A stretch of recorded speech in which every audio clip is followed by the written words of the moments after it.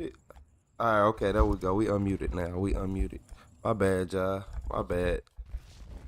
Look, I ain't gonna even lie. I got so much stuff plugged in, I ain't even know my mic wasn't plugged in. That was a God-honoring mistake. It might happen again, though, I ain't gonna lie. But look, y'all, I'm sorry to come mess up y'all night. Because in this video, it's a crazy one. A girl watched her jealous stalker execute her boyfriend. And, hey.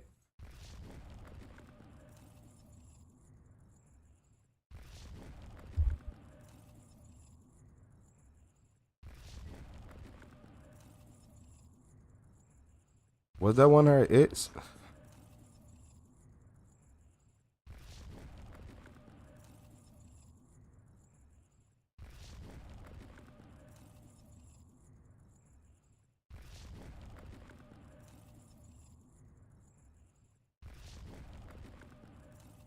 I told y'all.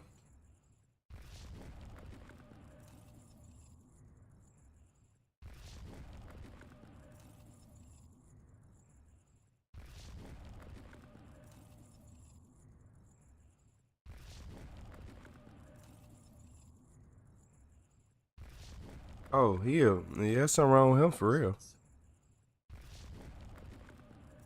There's something wrong with that. I don't even think I can let y'all hear that.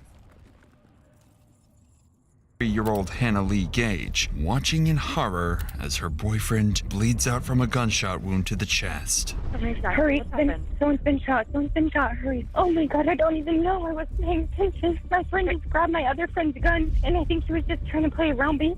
I shot him. I'm away. The man with the gun, where is he? He's in my kitchen, he's yelling for me to help. I feel like I need to help. Okay, what is his name? What's your name? What's your name? Josh. Officers rush to the scene, knowing the situation is dire. The victim may be moments away from death, while the killer stands watching. And what they'd find inside wasn't just a horrific scene, it was the end result of obsession turning into violence. Did she ask for her Thank boyfriend? God they're here. They're here. Okay, go to the door. Get the officers. Oh my god. Where's the gun? Please help. The gun is my room. Come on, Neil. Please help. I'm inside. Neil? Is the ambulance on their way? They are. I literally thought the gun was a flashlight because he was using it as a flashlight. We were looking for a cat and I saw that I was using a flashlight. I hope I did. Just one? Right yes, there? One shot.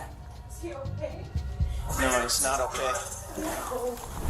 On the floor lies 27-year-old Neil Forestier, shot in the chest and no longer breathing. Paramedics arrive within minutes, fighting desperately to bring the young man back to life. Just a few feet away stands his friend, Joshua, insisting the shooting was an accident. But as the officer escorts him outside, reality begins to sink in. Trigger, dude, it's a trigger. You have to Stay over there. Stay over there. I'm so confused. I did not know that. I'm so sorry. I swear to God, I did not know it was a concealed weapon. I did not know he concealed a loaded weapon or anything like that. Okay, I'm gonna read you your rights, though, okay? Okay, so don't say anything until I read you your rights. So.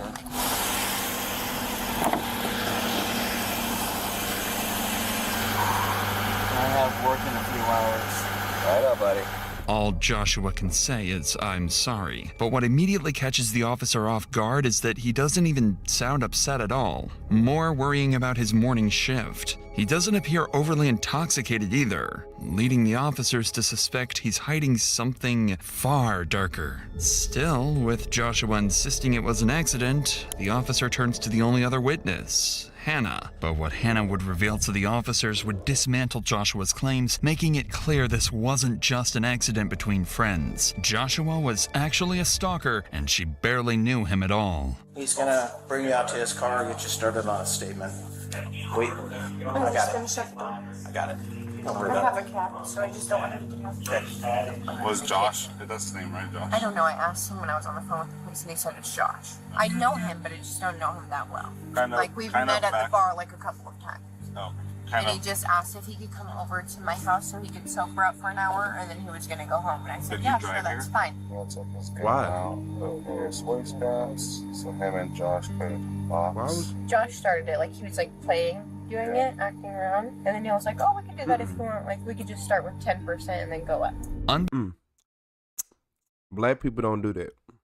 We don't do that. I'm not letting nobody from no bar come to my house to sober up. I don't know you.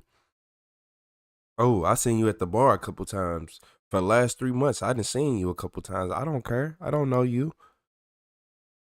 Unbeknownst to Hannah, Joshua was consumed by jealousy. He perceived himself as a nobody, a failure at everything, while Neil was a Navy veteran, a rising MMA fighter, and the boyfriend of the woman he desired. But this is when Hannah would voice what everyone is thinking, exposing just how ridiculous Joshua's excuse for the shooting really is. We sometimes say that when, like, you know, with our gun, we punch out, like... Yeah, no, I never saw him him grab the gun or point the gun. I just heard it, and I was like, I didn't really understand what it was. I just felt the ringing in my ear. Yeah. And it almost felt like something like ricocheted. How close would you say? I was so close. Like, we were all so close. My kitchen is small. It's a small apartment. We were all in that small little kitchen. Did Neil say anything? No. He wasn't talking? He didn't say nothing? No, but he was still awake for a little bit. Like, he collapsed and his eyes closed and everything, or rolled back. But now I feel like since we were drinking, like, I feel like I can't even fully process what all just happened. Yeah. There's nothing that you could have done. I just don't understand if, like, he was mad. I don't really understand how you could think a gun is just a flashlight. I didn't see the gun. Is there a flashlight on the gun? I'm pretty sure there is a flashlight on the gun. Okay. But you would have to pull the trigger to a gun to make it go off. Hannah is exactly right. A gun doesn't go off by itself, nor can it be mistaken for a flashlight, which means police might be dealing with a far more deliberate act than they initially thought. By now, Joshua has arrived at Snohomish County Jail, where he will be held for hours while police gather evidence. During this time, guilt begins to eat away at Joshua. He knows Neil didn't deserve what happened to him, and he's terrified the police won't buy his accident story. But this is when devastating news comes back from the scene. Despite the paramedics' best efforts, Neil Forestier had passed away. Neil was a religious man with a deep love for his country. He served in the Navy and later pursued a career as a professional mixed martial artist. Neil enjoyed making people happy, which is why he tried to befriend Joshua, making what happened to him all the more tragic. With Joshua in custody, detectives race to gather every piece of evidence before interviewing him. So they call the bartender who served drinks to the group just hours before the horrific shooting. She knows all three of them well, and to... Man, look here, y'all. Watch out for people with them common names. I'm going to keep telling y'all, it's always the people with the common names that make... Are y'all starting to see what I'm saying now? Are y'all finally starting to understand? If your name, them common name people don't play. The detective's surprise, she and seems to be on Joshua's side. They don't play with something wrong with them. Ain't wouldn't hurt a fly. Hey. So you normally see they're what you would call maybe irregulars? Yeah. Do they usually come in together, or do they usually hang out together? Josh never hangs out really with anybody. He is very quiet. And no, he seemed like a little bit like he might have had Asperger's or something. Probably the last person I would have ever expected to have heard this about. The bartender is shocked to learn what Joshua has done, suggesting that it may have been nothing more than a tragic accident. But what she's about to reveal hints at Joshua's darker motive, showing how a quiet, shy kid can turn evil in the blink of an eye. This past weekend, he did go hang out with Hannah. She is, like, very gregarious. Mm-hmm. Or, like, outgoing? That way. Would you maybe describe her as flirty? She's very flirty. Okay. And she honestly, the night that happened, started dancing with him, and I can see dancing with Josh or dancing with Neil? Dancing with Josh. Like body to body kind of. Yeah, but nobody seemed upset. Like, Neil didn't look mad. Did you see Hannah, like, making out with Josh at all, or just dancing? I didn't see that. It wouldn't have surprised me.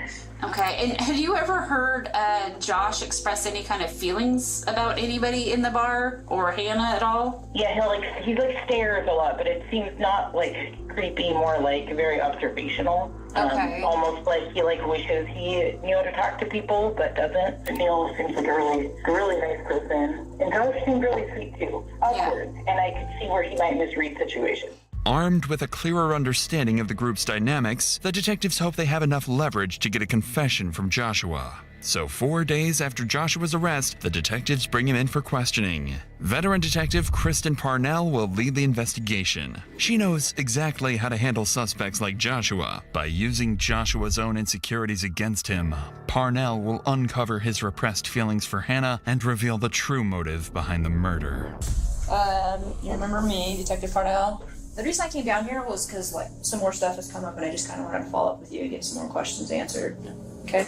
Parnell knows there are holes in Joshua's story, and she starts with one of them, the twisted reason he chose to go to Hannah's house instead of his own. You'd been up for a while, had a couple of drinks at Creekside, and then asked Hannah if you could go back to her apartment, right? Yeah, just in case if I was to pass out. Why did you decide to go to her place versus just giving her a ride home? Something that would have been unsafe about going?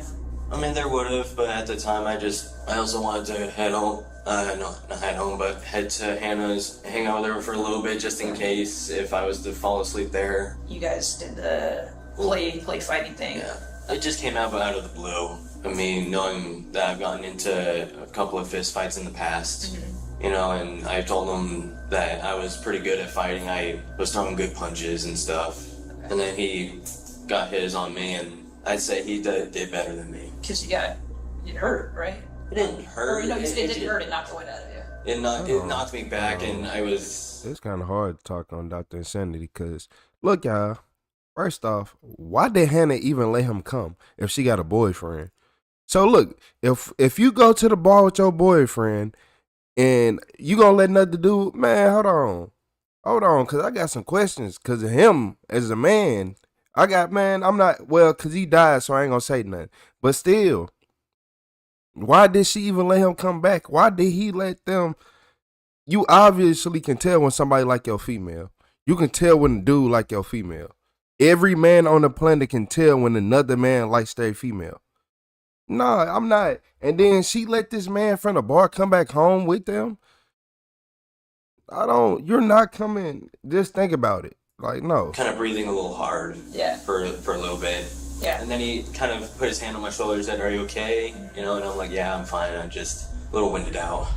Just moments before the Exactly. shooting, Joshua had asked Neil to play fight and test each other's strength. What Joshua didn't know, however, was that Neil was a professional fighter. But what irritated Joshua the most wasn't the punch itself, but Neil's reaction afterward. He simply placed a hand on Joshua's shoulder and asked if he was okay, a gesture that only made him feel more humiliated and emasculated. But there's something else in Joshua's story that catches Detective Parnell's attention. Tell me about the last time you were punched in the gut like that. This was back when I was in middle school. Okay. That was in recent memory, that was my last fight that I remember being in. It's Hannah fault. The guy I was fighting, she was trying to mess with both of them. Yeah. Around the same type of punch that Neil gave me. How did you feel in middle school when you got punched like that? At the time, I was not experienced, so I was in pain. I mean, it sounds like you kind of flashed back to that, and sometimes when something happens that reminds us of a previous experience, it's kind of like you're back in that previous experience. Did you feel like that? Not necessarily. I did feel like I was about to go on my knees like I did in the past, but I was holding on to the counters. The gun was, I'm guessing, on the counter in front of you then, too? Yeah. Neil's punch triggered a repressed memory in Joshua. The last time he was hit in the stomach, even if he refuses to admit it. But the detective doesn't stop there. She keeps pressing Joshua on the real reason he shot Neil, methodically dismantling his claim that it was an accident. What was going through your head then, right at that moment when you're bent over on the counter and kind of trying to catch your breath again? What are you thinking? What are you feeling? Tell me what that was. I was thinking wow, this guy knows how to punch, Yeah. And I was impressed by how hard he punched. I don't like failing at anything. If I fail at something, I feel stupid. And so after going through that thought process, I kind of paced through the kitchen a little bit. Then after pacing for a little bit, I saw the gun, and the rest is played out. You said last time that you were a little upset that he hit you that hard, right? Well, I wasn't upset. I was, like I said, I was surprised. I looked down at the counter and then saw the gun. I was also curious on how the flashlight part of the gun worked. and thought that the muzzle part was the flashlight. Your goal was to pull the He's trigger lying. and fire a round. Okay? Because you had just gotten punched again by this guy who's sleeping with a girl that you want to be sleeping with. If we're being honest, right? So I aimed at it, You saying you couldn't beat pulled him the up, trigger. so you that shot him. answered my question and led me into a shock. Neil was everything Joshua is not. Successful, confident, liked by others. Being outpunched by him only deepened Joshua's sense of inferiority. All of this is obvious to Detective Parnell, but not to Joshua. He still wants her to believe it was nothing more than an accident. But take a closer look at Joshua. Does his reaction to the shooting seem genuine or merely performative? Neil gets hit, goes to the ground, and I know you went and grabbed a towel and you're trying to stop the bleeding and stuff. What are you thinking and feeling while you're... I felt like a complete asshole for just randomly picking up a gun that I did not know what to really do with. I just felt stupid. Like I wanted to cry, and just seeing her cry, and and that was making me feel more like a really bad friend. Like made me question myself. Like why would I do something stupid? Joshua says he felt guilty, but the detective isn't convinced. He's always wanted people to like him, and this might just be his attempt to win Parnell's sympathy. She catches on immediately and plans to use it to her I have no advantage. idea what Unbeknownst to he's talking about. Joshua, the police have confiscated his bag, and what they find inside is troubling, to say the making no least. sense. Talk to me about your backpack that you were carrying around with you. I keep like tools like flathead screwdrivers and stuff. Like what my favorite hobby to do is like taking apart old, throwing away electronics and collecting scrap metal. And then one day I wanted to make money off of scrap metal. Talk to me about the other stuff that was in there. Like what? Like So we have your bag. I would have thought so. So tell me about the other stuff that's in there that you don't want to talk about. We're at a point where I feel like we should be able to be honest, right? And I think I've already demonstrated that it's hard to lie to me. I've been lied to a lot, so I'm really good at knowing when people are lying or when people are withholding. And you are not going to tell me anything in this room that I have not heard before. So you're not going to make me uncomfortable. You are not going to make me think badly about you. For me, I do this all the time. It's hard to think without looking inside my bag. What about anything that was in your bag? Trying to remember what was all in there. Please. Just if we were wanting to get a little, frisky or kinky or whatever. Okay. At this point, Detective Parnell can already tell that Joshua's actions are tied to his feelings for Hannah and his hatred of Neil. So she presses him to reveal the real reason he went to Hannah's house, something connected to the disturbing contents found in the bag. Maybe you're a little hopeful that you get to play with those with Hannah? No. I never wanted to have sex with Hannah. I never had the thought process of having. Yes, he I've did. seen her flirting with other guys, and I'm like, she is flirting with other dudes, so it probably wouldn't be worth it. Come on. I thought about it, yes, but I wasn't gonna ask her. Oh, no, that's a weird question to say you want to go back. Man, this dude But, right here. Yeah. But I didn't, I did thought about, Right, and kind of like we talked about before, like, hey, if you had gotten back there and one thing led to another, you weren't going to tell her no, right? Yeah, that's... okay. Detective Parnell has just masterfully uncovered the truth from Joshua, even if he doesn't realize it yet. He's been consumed by jealousy for months, forced to watch someone else be with the woman he desires and humiliate him in front of her. The loss of Neil Forestier deeply impacted the city of Lake Stevens, where the community mourns a man who loved his country, proudly served in the Navy, and always tried to help others. The interview ends with Joshua Matthew Kelly being charged with second-degree murder and first-degree manslaughter. He's now awaiting his court hearing, and if convicted, he could face up to 18 years in Watch what females you mess with. Yep. Like if you one of them good dudes and you're truly one of them good dudes, I'm talking about Charlie brother off 2.5 Men, like a easy pushover and no real backbone and just let people step over you. This what you don't. She let another man come to the house. Now he dead. You think he wanted to come to the house because of Neil? Or you think he was coming to the house because of Hannah? What did you think Hannah wanted to do? You think Hannah, Yeah, okay, Hannah. We know what you wanted. We know what you wanted, Hannah. And you don't look nothing like them pictures. That's why I was confused. I did not put you and associate you with them pictures. I surely didn't. But yeah, R.I.P. Neil, man. This dude right here. Jealousy is crazy. Jealousy is a hell of a drug. Yeah, and that's what I'm saying. Neil should have most definitely checked Hannah. Like, what you mean you dancing with another dude at the bar? Like, oh, it's nothing. This, like, when people be like, oh, it's nothing, be secure with yourself and with your partner. He was secure with his partner and all it. Now look what happened. Okay, make it make sense. You gotta make it make sense. Y'all let people in y'all comfort zone. Like, what? Man, playing with makeup. You ain't even, man. He wanted you so bad because you look like them pictures. But when it wore off and you was crying, the true you came out. And yeah, R.I.P. Neil, man. You deserve better. That's one thing I can say. My boy Neil ain't deserve her. He deserve better. Hit that like and subscribe, but yeah, he should have got rid of her. I ain't gonna. He been on the curb. Especially looking that crazy when that makeup came off.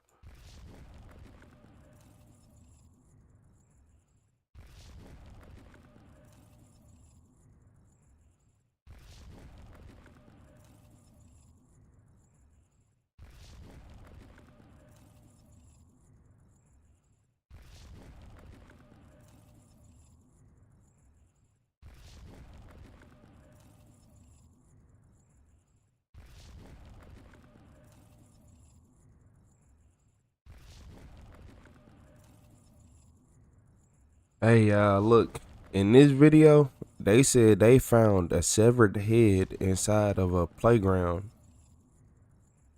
I don't know. Cause they say at a children's park, like most parks are for children. Like, I think they found that at the playground. He cut his head off, dude. Or near. These officers have just arrived at a children's park after a strange 911 call. They expect to check on someone in need, but instead, they walk straight into a scene so brutal, it leaves even veteran officers frozen in disbelief. Oh! I gotta puke. We have a human head and a human body. We have both parts, they're just not connected. What follows is one of the most vile discoveries the Las Cruces PD has ever made. Did you see the knife? It was this big. Yeah, it's a small knife. All right, let's look for any more victims. Dude, there could be another head in that bag.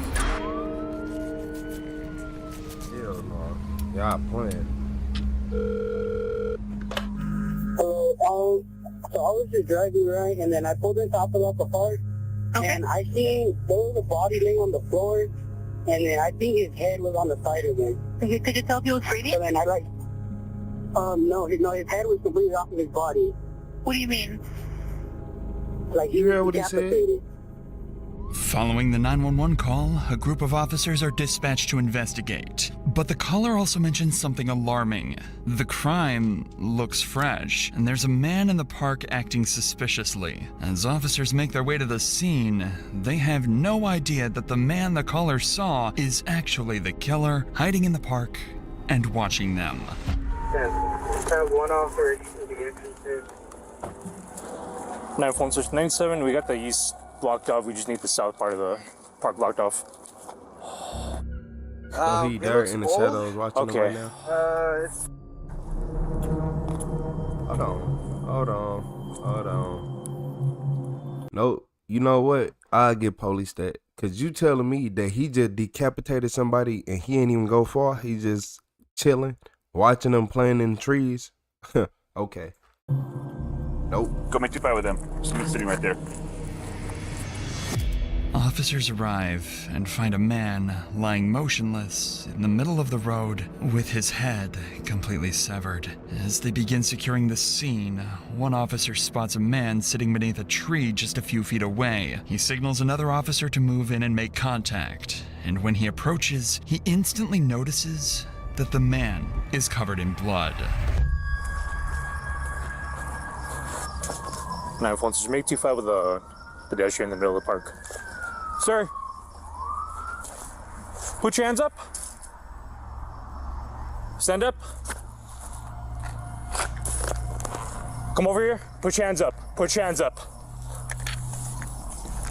Get on your knees. Put your hands where I can see them. Contact. I got cover. You got contact. Shift. I got back. Hold down.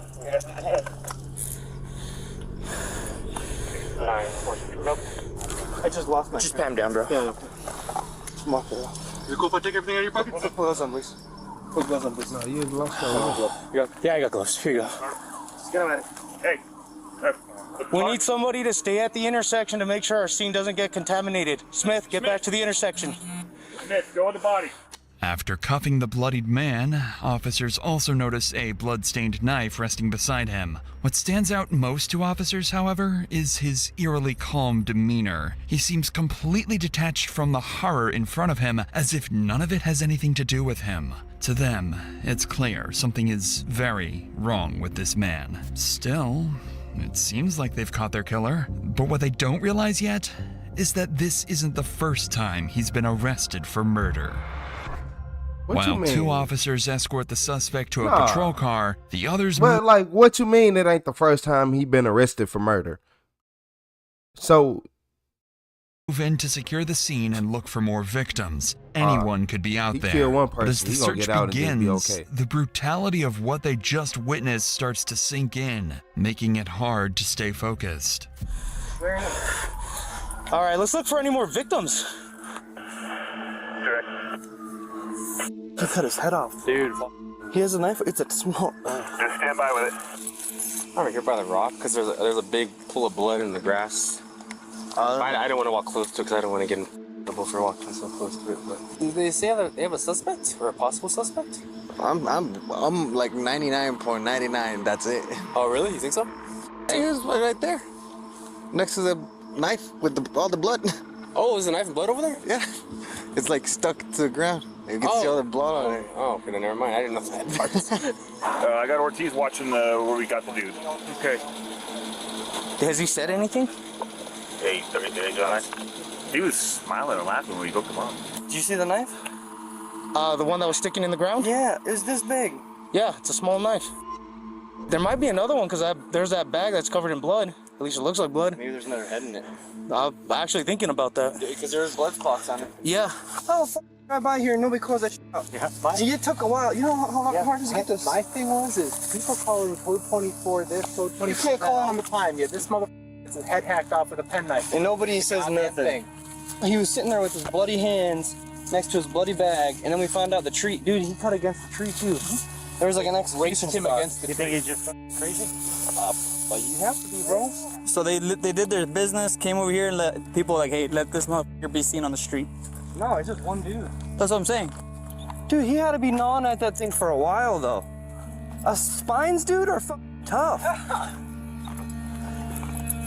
Like you had it, you had to be going to town on that thing. An average male, several blows with an axe. Yeah, like that's meant for chopping. Yeah. You guys already cleared by that playground and everything? Yeah, it was clear all over there. Like, he had two with a gun on Pike. Oh, it's 49. You have what? We got all, it's 49. Okay.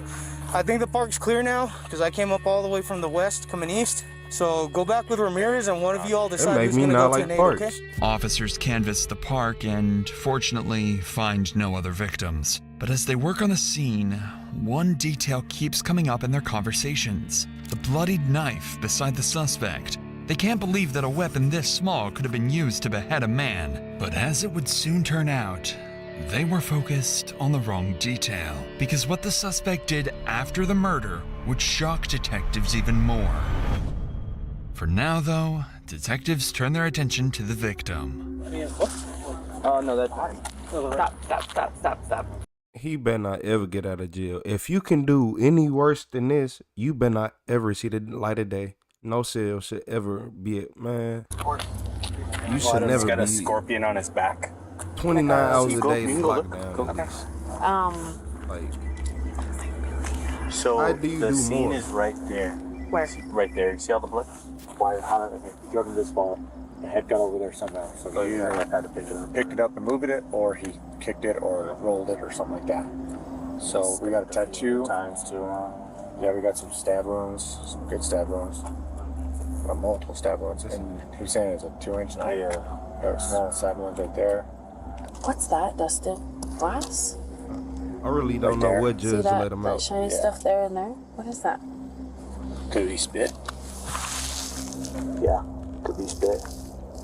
Looks homeless, kinda? Yeah, the camp that's up here. Let's see where they're at. Yeah, see, they said there's a camp up there, so I'm wondering if that's where he's actually been staying at. And you think you drug him over? Yeah, because there's got drug marks, and if you shine your light up there, right by this tree, there's a puddle of blood right there, and blood on the tree. He either was carrying the head or the head fell off from that time with him. It looks like there's a roll right there. A roll? Yeah, because there's blood right there. Or kicked it. Yeah. The victim is identified as 51-year-old James Garcia. His head is found nearly 20 feet from his body, and an autopsy would later confirm more than 80 stab wounds. Drag marks across the park suggest he was attacked, beheaded, then moved deliberately into the roadway. Meanwhile, at the patrol car, an officer works to confirm the suspect's identity. Bro, what's your name?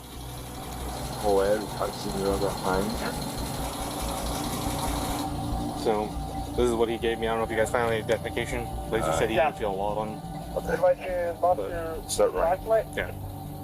As word spreads of the suspect's identity, one officer realizes this isn't the first time he's dealt with Joel. You know who the suspect is?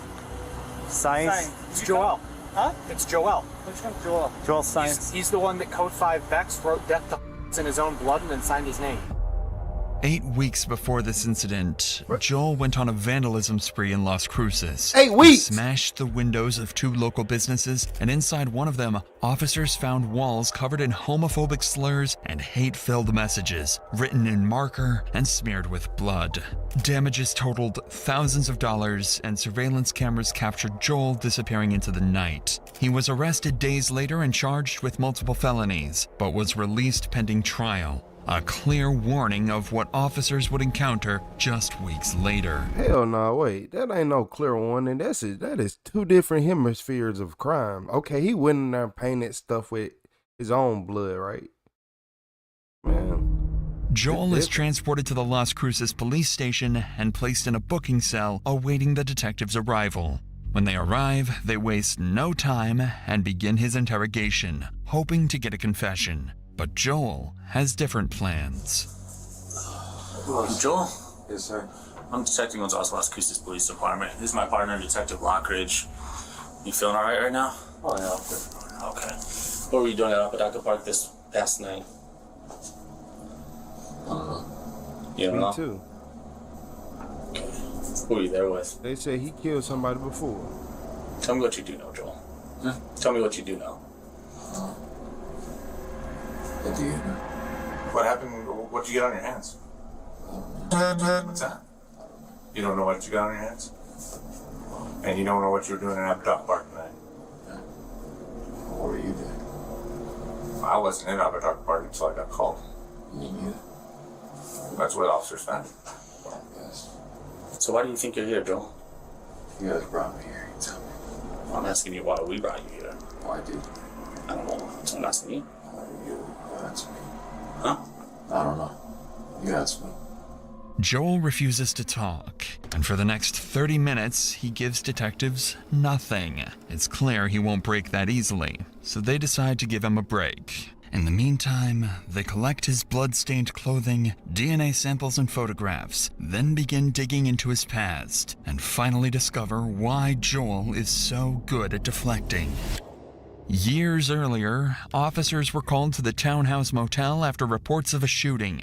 Inside, they found 21-year-old Benjamin Montoya dead on the floor with a gunshot wound to the chest. The man arrested at the scene was Joel Arciniega Sands. He was charged with first-degree murder, but there was one problem.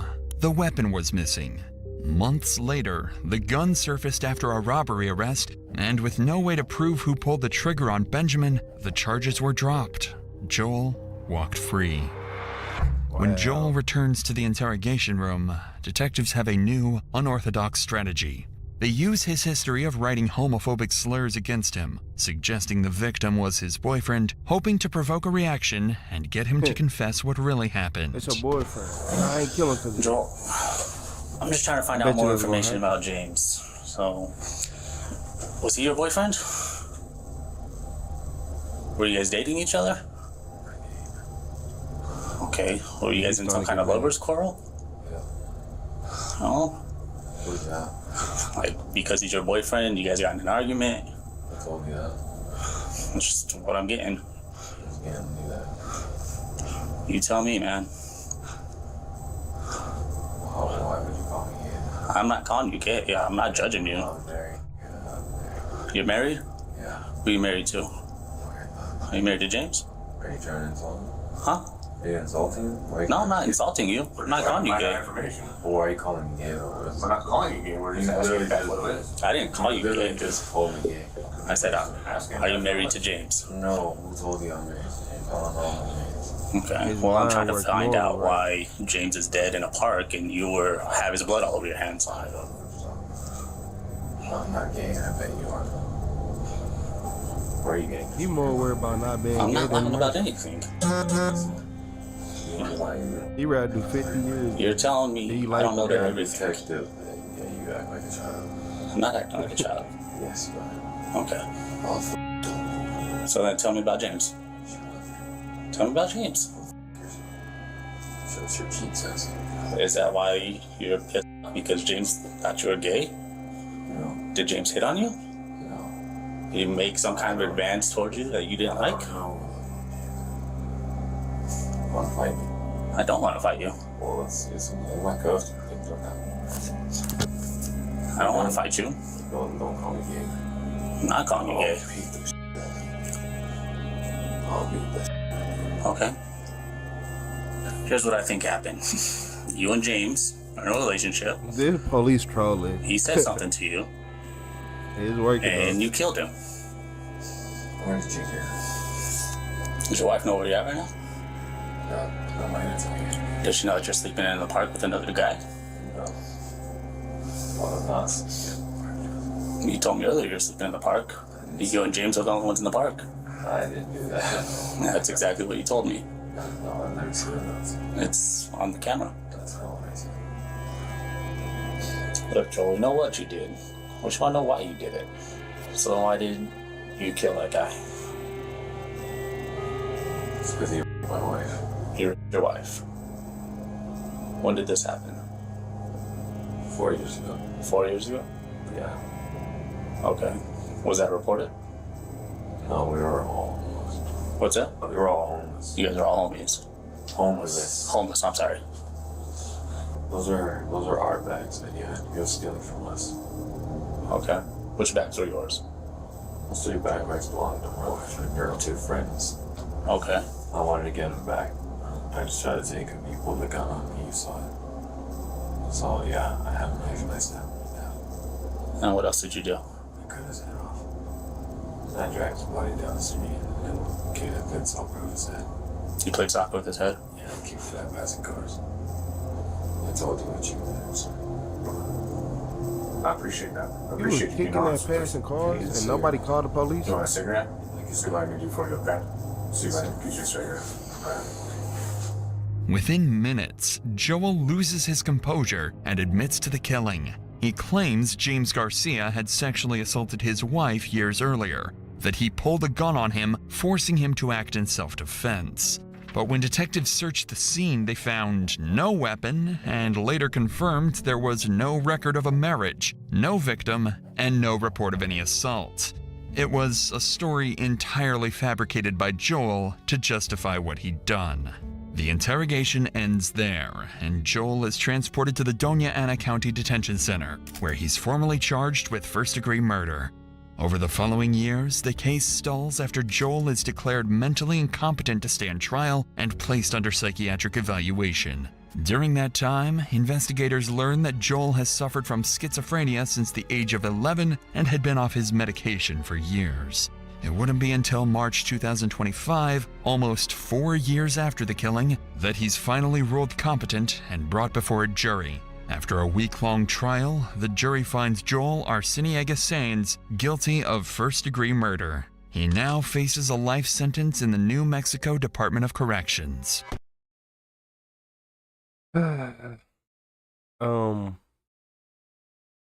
He already got away with it once. They got to get him this time, y'all. He got to do his 25 this time, y'all. He got away with it one time, but nah, you can't keep doing it, man. Nope. Get him up out of here. Lock him up. He said he was playing kickball with it, kicking his head at passing cars. So y'all let somebody kick a head at y'all car. You ain't call the police. Let alone you kick a tennis ball in my car, I'm getting out. So y'all telling me y'all let him kick a whole human head towards y'all car and probably hit some of y'all cars and y'all didn't stop to do nothing? Yeah, but at least they locked them up and they ain't just let him out. Cause man,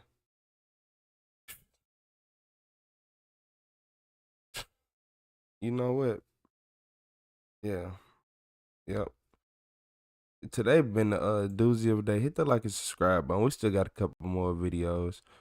I ain't gonna do y'all like that. We still got a couple more on the way. Do.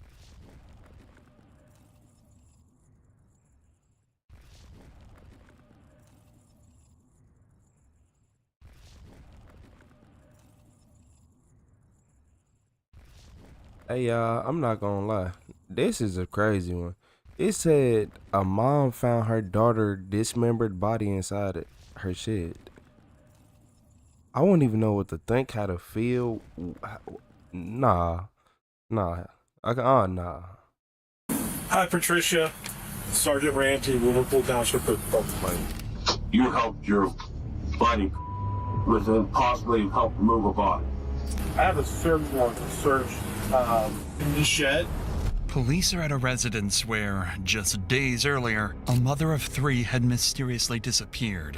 And 1 day later, the police department received a chilling call. A man claiming he'd been forced to dismember a body and get rid of it.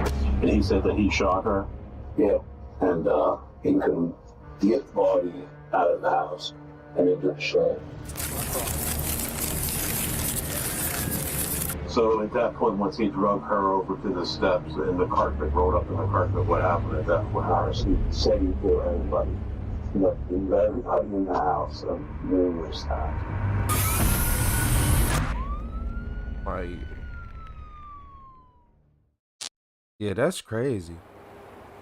It's December 17th around 6 p.m. Tiffany Morrison, a 34-year-old mother, is arriving at her mother-in-law's home where she, her husband, and their 3 children have been living. Before going inside, Tiffany records a short video saying goodbye to a man she's been having an affair with. She doesn't know it yet, but this will be the last recording of her alive. I'm done. It's over. We're done talking. After recording this, she walks inside, greets her 3 children sitting by the Christmas tree, walks upstairs, and disappears.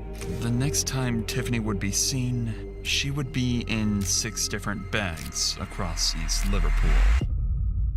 What makes Tiffany's case so unsettling is that it unfolded at the moment no one expected. For 17 years, Tiffany had built a life and raised a family with her high school sweetheart. See, that's why you can't be out here cheating. Your defense ain't gonna be up enough. Your intuitions be off.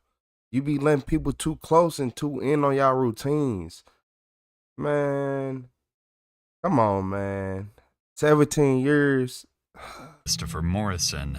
They met back at East Liverpool Senior High at just 17 years old, and from the outside, their world looked stable, ordinary even. But Tiffany had a secret, In the months leading up to her disappearance, Tiffany had begun an affair with a local man named Jake Hill. The only real piece of evidence investigators had was the video Tiffany recorded just before she walked into her home for the last time. In it, she said goodbye to Jake.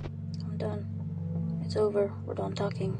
She had decided to end the affair and recommit herself fully to repairing her relationship with her husband and children. At a first glance, this made Jake appear as a clear suspect, but detectives had no way of knowing that the affair was merely the surface, only a fragment of the disturbing case that was about to come to light.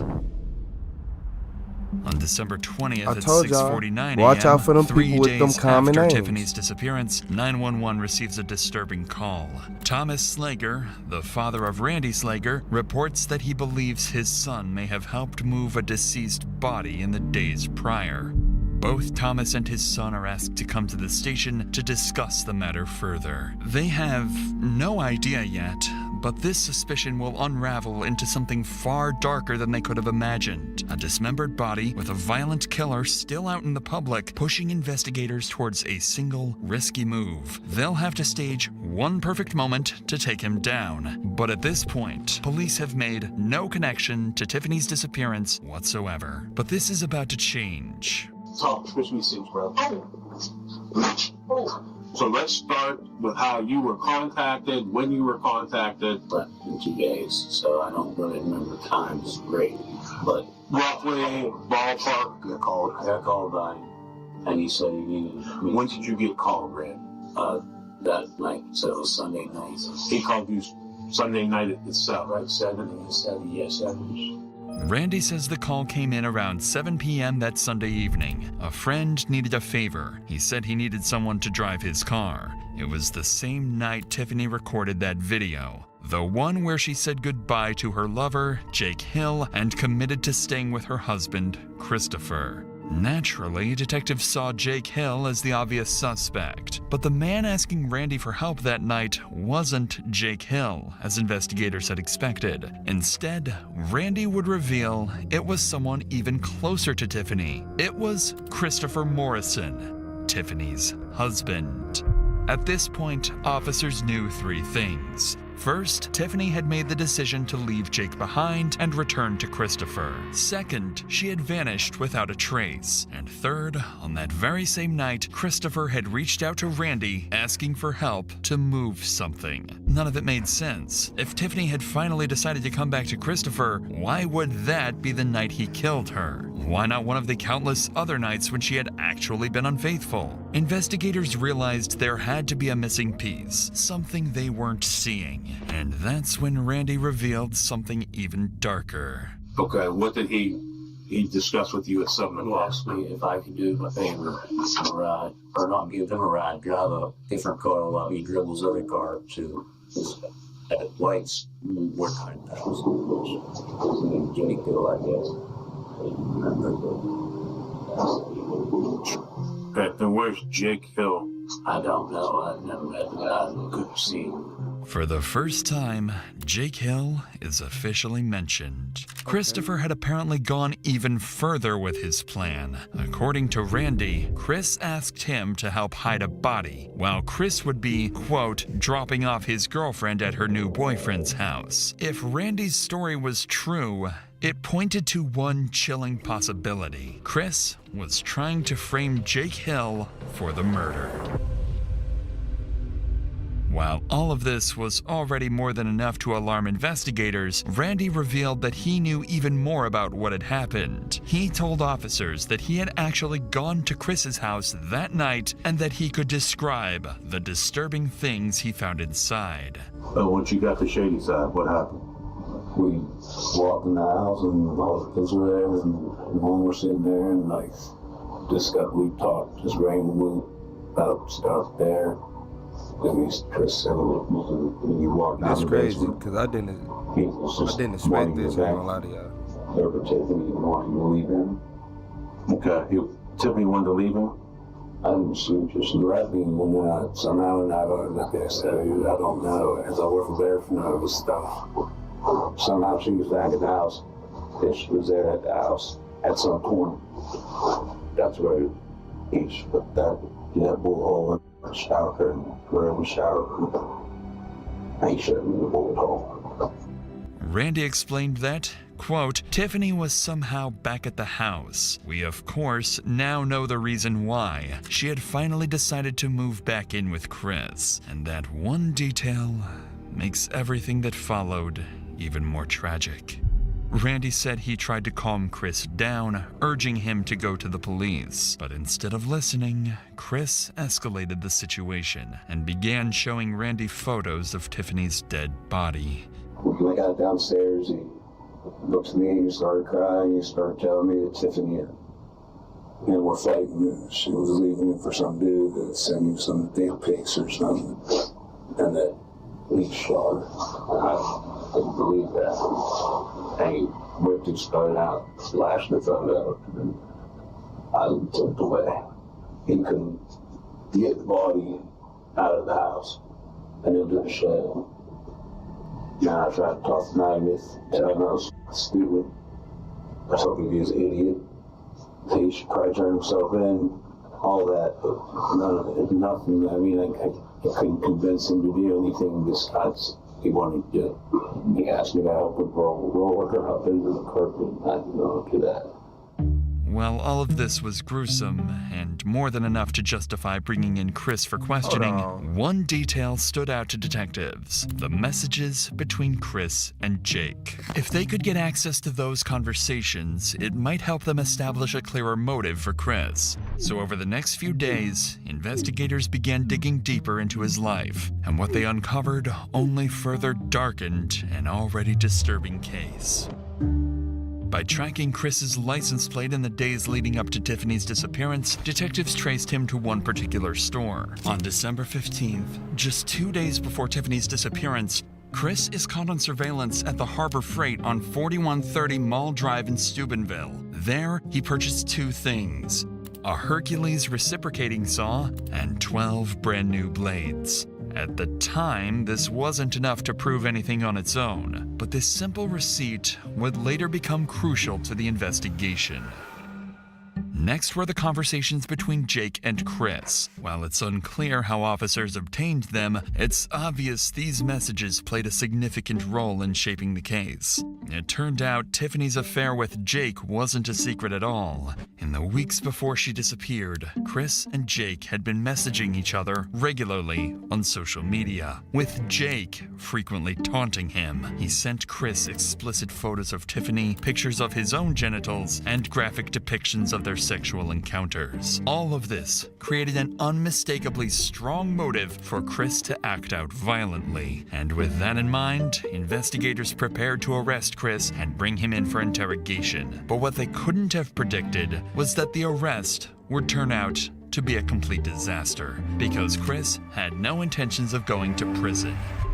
Before they could even get to that point, though, detectives still faced one final problem. They had no clear timeline of Tiffany's final night, no detailed account of what happened before she vanished. They understood what happened between Randy and Chris, and they knew the weeks of tension that led up to it. But the events of that particular Sunday were still a troubling mystery. That is, until they heard a disturbing recollection from someone very close to him: Chris's own mother, the only witness in the home that Sunday evening aside from Chris's own children. At the time, she hadn't suspected a thing, but with everything detectives now knew, it was obvious the warning signs had been there all along, and those signs become unnervingly clear when she describes what Chris was doing that evening.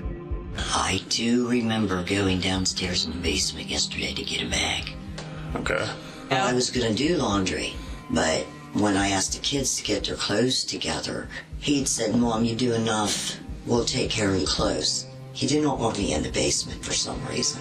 And he had been hanging down there, and that she was down there with him. Well, what I thought. I mean, as far as I know, she was with him. And she did come upstairs Sunday night, or was it Monday?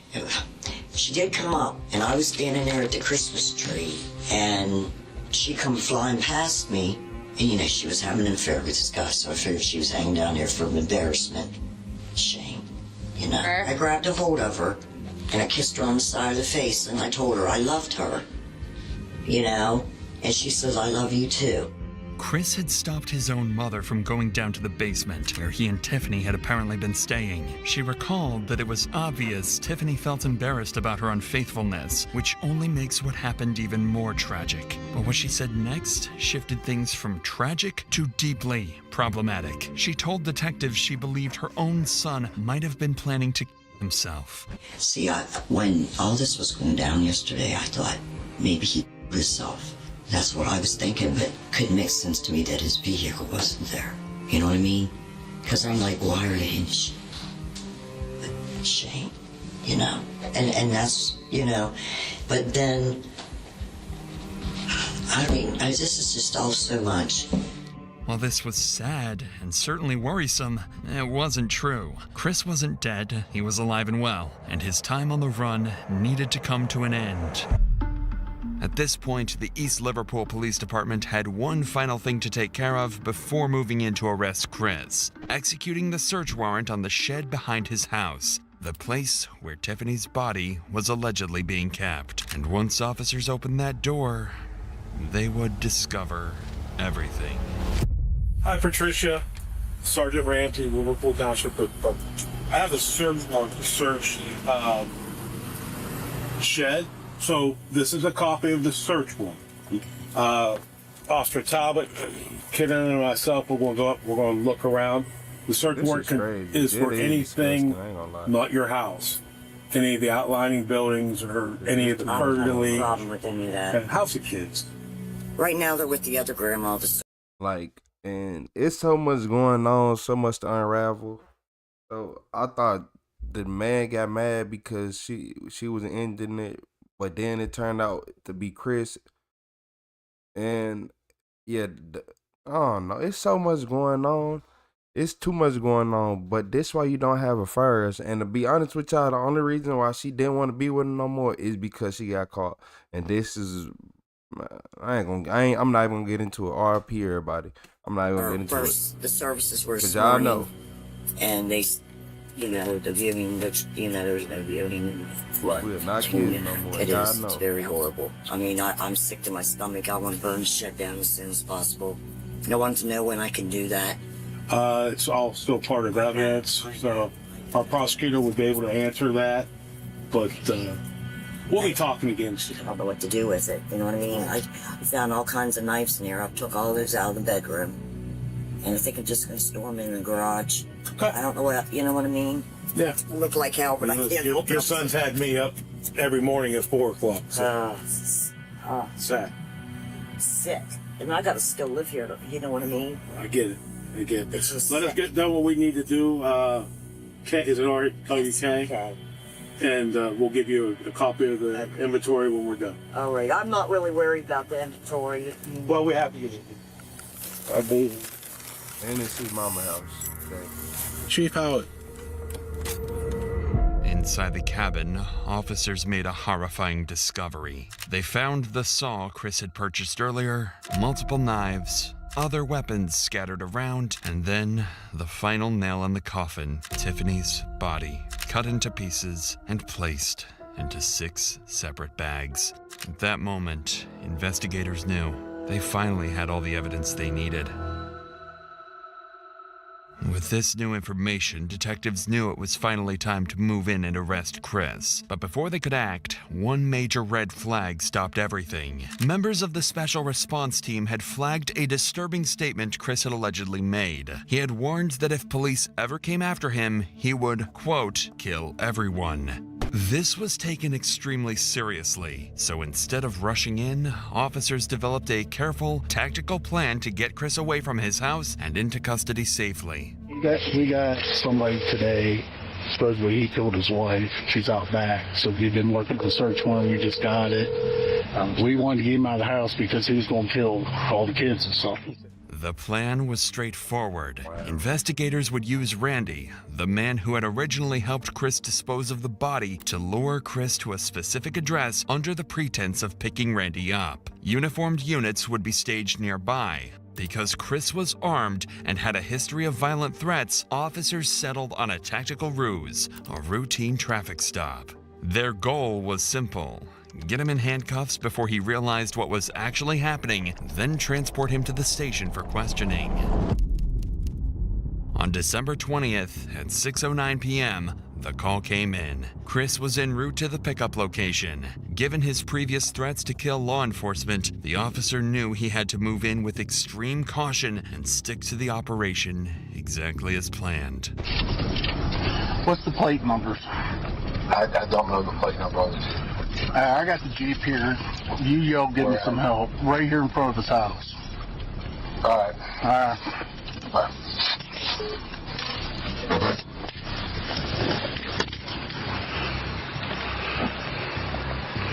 9 for 90.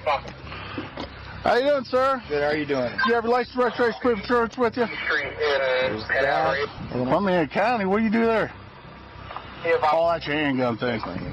I'm trying to see which one of these is good. Oh, gosh. Can I open that door and get to it? You got your firearm on you? Yes, sir. Where's it at? It's on my belt line. It's on your belt line? Yeah. Hey, do me a favor so we're all safe. Just step out for a second. Sure. Keep your hands on your head because I don't want shot or anything. You know what I mean? Go and turn around here. Just hold tight. I'm just going to place you in cuffs just until I grab your gun, okay? What's going on? What? We got a call complaint down here. I'm just following up on city. Asked me to come down, help out. I just pulled up to my buddies. I was supposed to pick him up. You're supposed to pick up your buddy? Yeah. Who you picking up? Randy Swagger? I don't know who that is. Huh. The plan had worked. Chris was now safely in cuffs, and he didn't even know why. But judging by his stressed expression and tense posture, he likely realized that detectives were finally onto him. Despite this, he would keep playing clueless. Good. I have 121. Also have firearm, and he is detained. I don't understand what the problem is, sir. What? Come right back here. Sure. Huh. Alright, step back here. Why am I stuck in here? And what is all this? You alright? Yeah. We got somebody today. Supposedly he killed his wife. She's out back. So we've been working on a search warrant. We just got it. We wanted to get him out of the house. He really thought he was on all the kids and stuff. Supposedly he killed his wife. So he got away. We coaxed him out. I know police just be having fun catching these dumb criminals because he really thought, look, y'all, he really thought that, yeah, the police know I killed my wife, but if I just stop right here and act normal, I'm going to get out of cuffs. And boy, this is not 1990. This is not the early 2000s where they can't run you instantly. Like, come on, bro. Everybody knows you. Like, so he got away. We coaxed him out to come get somebody. Long story short, with everything's going on, we didn't want him, coming in shooting. So it was accident circumstances to get him. Okay. I mean, I yelled for you as soon as I found out he was here. Yeah. Well, but I wasn't going to take the chance of him taking the gun and going. No, for sure. Because he's already threatened. The officers had done everything they needed at the scene, and now it was time to take Chris to the station. But Chris still had no idea that this wasn't a simple traffic stop, but an arrest for the murder and dismemberment of his own wife. So you're aware of what's going on.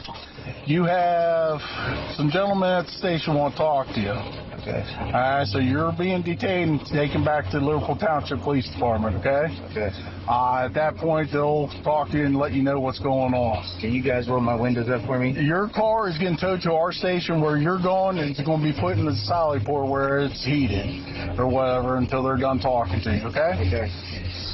First, you don't mind, I don't understand what I'm doing. They'll explain all of that when you get there, okay? Okay. Chris is now on his way to the station, and he still hasn't been told that this is about his wife. In his mind, detectives might have brought him in for nothing more than a traffic issue, something he can still talk his way out of. But then, almost as if the guilt is pressing down on him, or as if he's trying to misdirect detectives, Chris suddenly, and without being prompted, starts talking about his wife. Hey, I'm Chief Kinnaman for Liverpool Township Police Department. I gotta ask you before we go, you willing to talk to us? I guess it depends on what it's about. All right, well, you can stop at any time if you decide you want to talk to an attorney. A Jeep's in my name, right? What's that? Jeep's in mine. It's a dual ownership, right? Yeah, I didn't run the Jeep yet. I don't know what's going on. Why do you say that? Who might it belong to? Because I'm thinking, like, did my wife say that my Jeep was stolen? This moment is critical. This detective has been on the case since Tiffany disappeared, and he knows exactly who Chris's wife is. But if he acts like he recognizes her name, their entire cover story, the traffic violation, collapses. And the moment Chris realizes what's really going on, he might stop talking altogether. Fortunately, the detective handles it perfectly. Who's your wife? Tiffany Morrison. Tiffany Morrison. What, you guys going through a separation, or? I guess. You guess? I guess. What do you mean you guess? You guys haven't talked in a while, or? We haven't talked in a couple of days. About a week ago, she took off on me. She was gone for 2 days. She didn't talk to me. She barely talked to me. She wouldn't text me back. We had to work together, so we went to work together. And then I talked to her there. I talked her into coming back home. Came back home. We were trying to work things out, or so I thought. Turns out she changed her mind again and she took off again. Here, the detective sees an opportunity. The goal is to slowly shift the conversation to Tiffany and gather any details that might further incriminate Chris. So the detective decides to apply a bit of pressure, and it works. Chris is starting to look genuinely worried. So when's the last time you saw her? How many of you guys are? Would have been last night. Last night?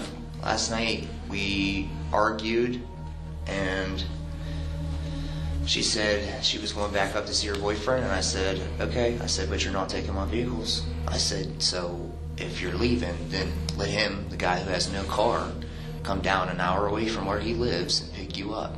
She's like, no, I'm taking my keys and I'm leaving. I said, no, listen. I said, okay, I'll tell you what, I'll take you there.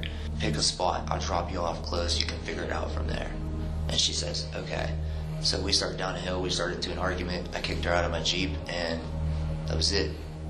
Here, Chris thinks he's giving them a solid alibi, but the detectives already have a dismembered body in the shed he locked, and 2 witnesses who say he's responsible.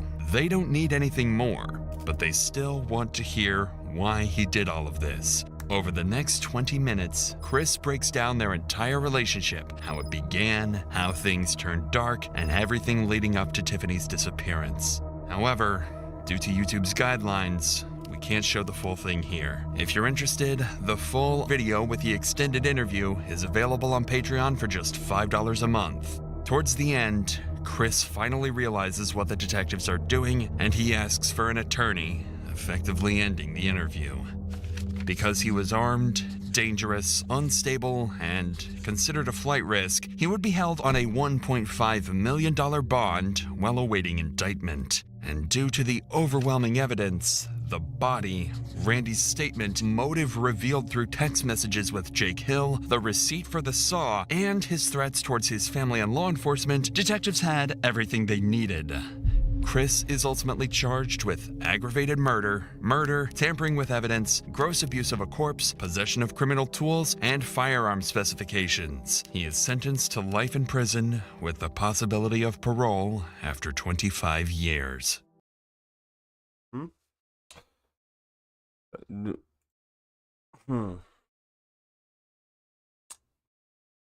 don't know what to say. I really don't know what to say. Because why? What? He should have moved on. I wish he would have. I don't know. Cause he got mad because he thought she was gonna leave. But in reality she was staying. He was so used to her cheating and leaving him that he thought she was leaving, but she was staying and she was actually finna stop talking to the other dude. Yeah, RP to her, but she was bogus too. Yep. I'm not gonna lie to y'all. Not finna lie to y'all. But he bogus because Man, you already living with your mama. It ain't like it's hard for you to go get some money and go. Man, you could have went and got you a little Hellcat or something. Said, man, like, come on. You ain't need her. You ain't even have to kill her. You didn't need her. You could have went and lived your life and been good. And if y'all want to know why he got the possibility of parole after 25 years, is because when y'all in relationships and all that, the judge and them take that into effect. So if he did that to anybody else, right? The cutting up the body, the this and that, all this, right?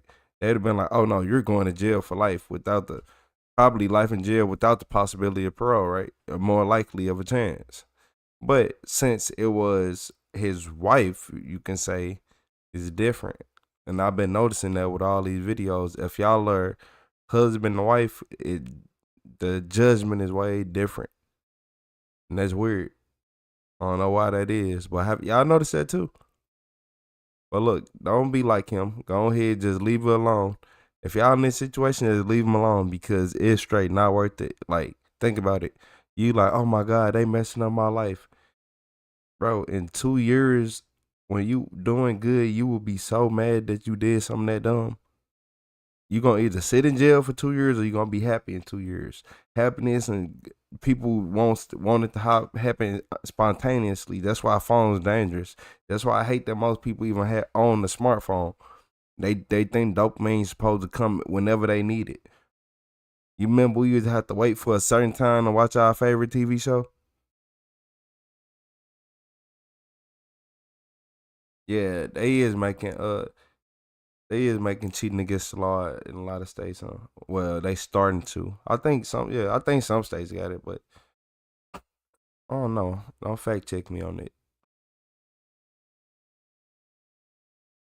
But yeah, man, them affairs be crazy. Cause like just going and messing. I don't know. That's just me. I don't be want to say too much and get into it because everybody gonna start saying I'm the ignorant person. So we gonna move on. Hit that like and subscribe button. Let me see.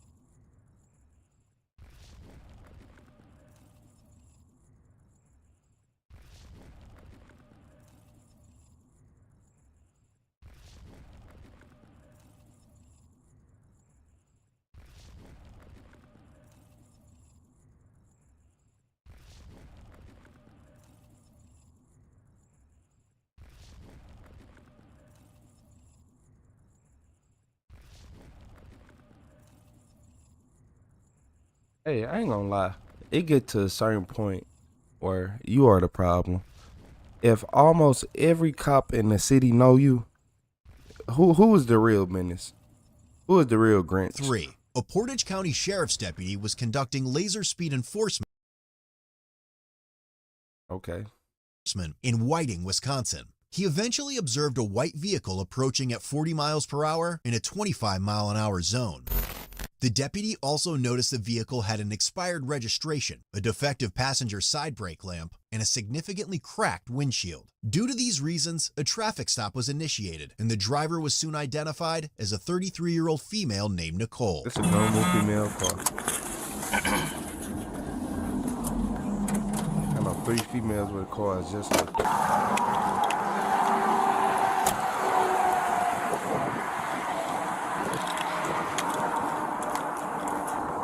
Hey there. Hello. I'm Deputy Pataki, Portage County Sheriff's Office. I'm stopping for a number of things. First off, the whole reason you even caught my attention was you were speeding on McDill. It's a 25 zone there. I had you going about 40. Do you know that it's a 25 zone there? I didn't. I barely picked that. Okay, gotcha. And then I believe your registration's expired as well. I think it expired like in June, I believe. At least the sticker did anyway. Your windshield's cracked up. Do you know your passenger side brake lights burnt out? Okay, that one probably a little bit more a bigger deal than like the windshield, obviously. Okay, as far as the windshield. Windshield bad. Oh, what's with the spare tire? The Deere. That's from the Deere as well. Okay, how long have you been rocking that? A while. A while. Okay, gotcha. Wow, that's crazy. Do you get your driver's license and proof for insurance for the vehicle? I don't. But it's Nicole. I am the registered owner. Okay. Do you have insurance at all? Not as a brief. Okay. Yeah, there's a bunch of stuff going on. Is there any reason why, like... Well, if you know me, well, I'm sure you do. Well... Yeah, I've obviously... I don't get a chance to catch up. Sure. I really don't. And every time a cop sees me, they pull me over and I get more tickets, and I am a mother, and I take my grandparents to dialysis 3 times a week. Okay. So it is... I can't not drive. You're getting buried. You're getting buried is what I'm hearing. Okay. Gotcha. Like purely out of, like, I don't want to sound disrespectful, Nicole, so please don't take it that way. Like, obviously everybody at our office has probably seen the videos, right? Like, it's people in other countries have seen it. Because you're lazy and you don't want to pull over somebody with actually where you have to do paperwork. Who has a suspended driver's license? Just out of curiosity, is there any reason why you're being so decent today? Because I'm usually not like that, but if people want to follow me and hide behind Hardee's and Quick Trip, and when I'm really just going to get milk in the middle of the morning, like when it's New Year's, I feel like he had better fish to fry than just me. Okay, so normally you're not upset like that, but those days. To me, I'll be respectful to you. Literally have you guys running around in circles for people because I know so many people. You guys are going to be chasing motherfucking tails. But Nicole, if somebody... Okay. So the reason we're the way we are right now is because I was decent with you when I came up? Okay, I can appreciate that. I operate on the same exact standards. I noticed when I came up you didn't have your seatbelt on. Were you wearing your seatbelt during? Okay, so obviously, like you said yourself, Nicole, you got a lot going on. Are you still suspended? Yes. Okay, gotcha. I'll tell you what, because you're acting the way you're acting, and I really do appreciate that, because I really didn't want to have a fight when I come up here. That's not why I come to work. I don't want to come to work and have a fight with people, right? Like, it's just not fun. I would imagine this interaction is probably a lot better for you than the previous couple? Sure. Okay, sure. I am going to write you a couple citations, but I'll tell you what, we'll write some of the ones that are a little less meaningful, like the seatbelt, right? That's $10. I can't just look the other way on, like, a bunch of stuff, obviously. I think you can appreciate that.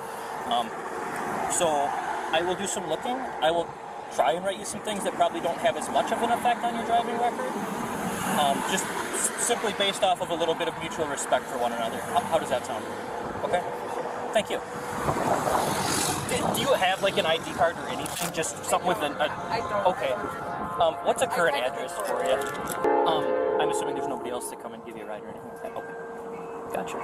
Well, you've been through this before. Obviously, you'll get that spiel once we're coming to the end. I just got to be able to pick my grandparents up sometimes. I completely understand that. I mean, at least you're someone's taking care of it. You know, that's the important thing. When you went by, you had a passenger. I'm assuming you dropped him off on McDill there? Okay, gotcha. I was confused because all of a sudden I came around the corner and I'm like, where'd the car go? Okay, gotcha. Just a friend of yours or? Yeah. Okay, gotcha. He asking so many questions. Is every West Coast a cop like that?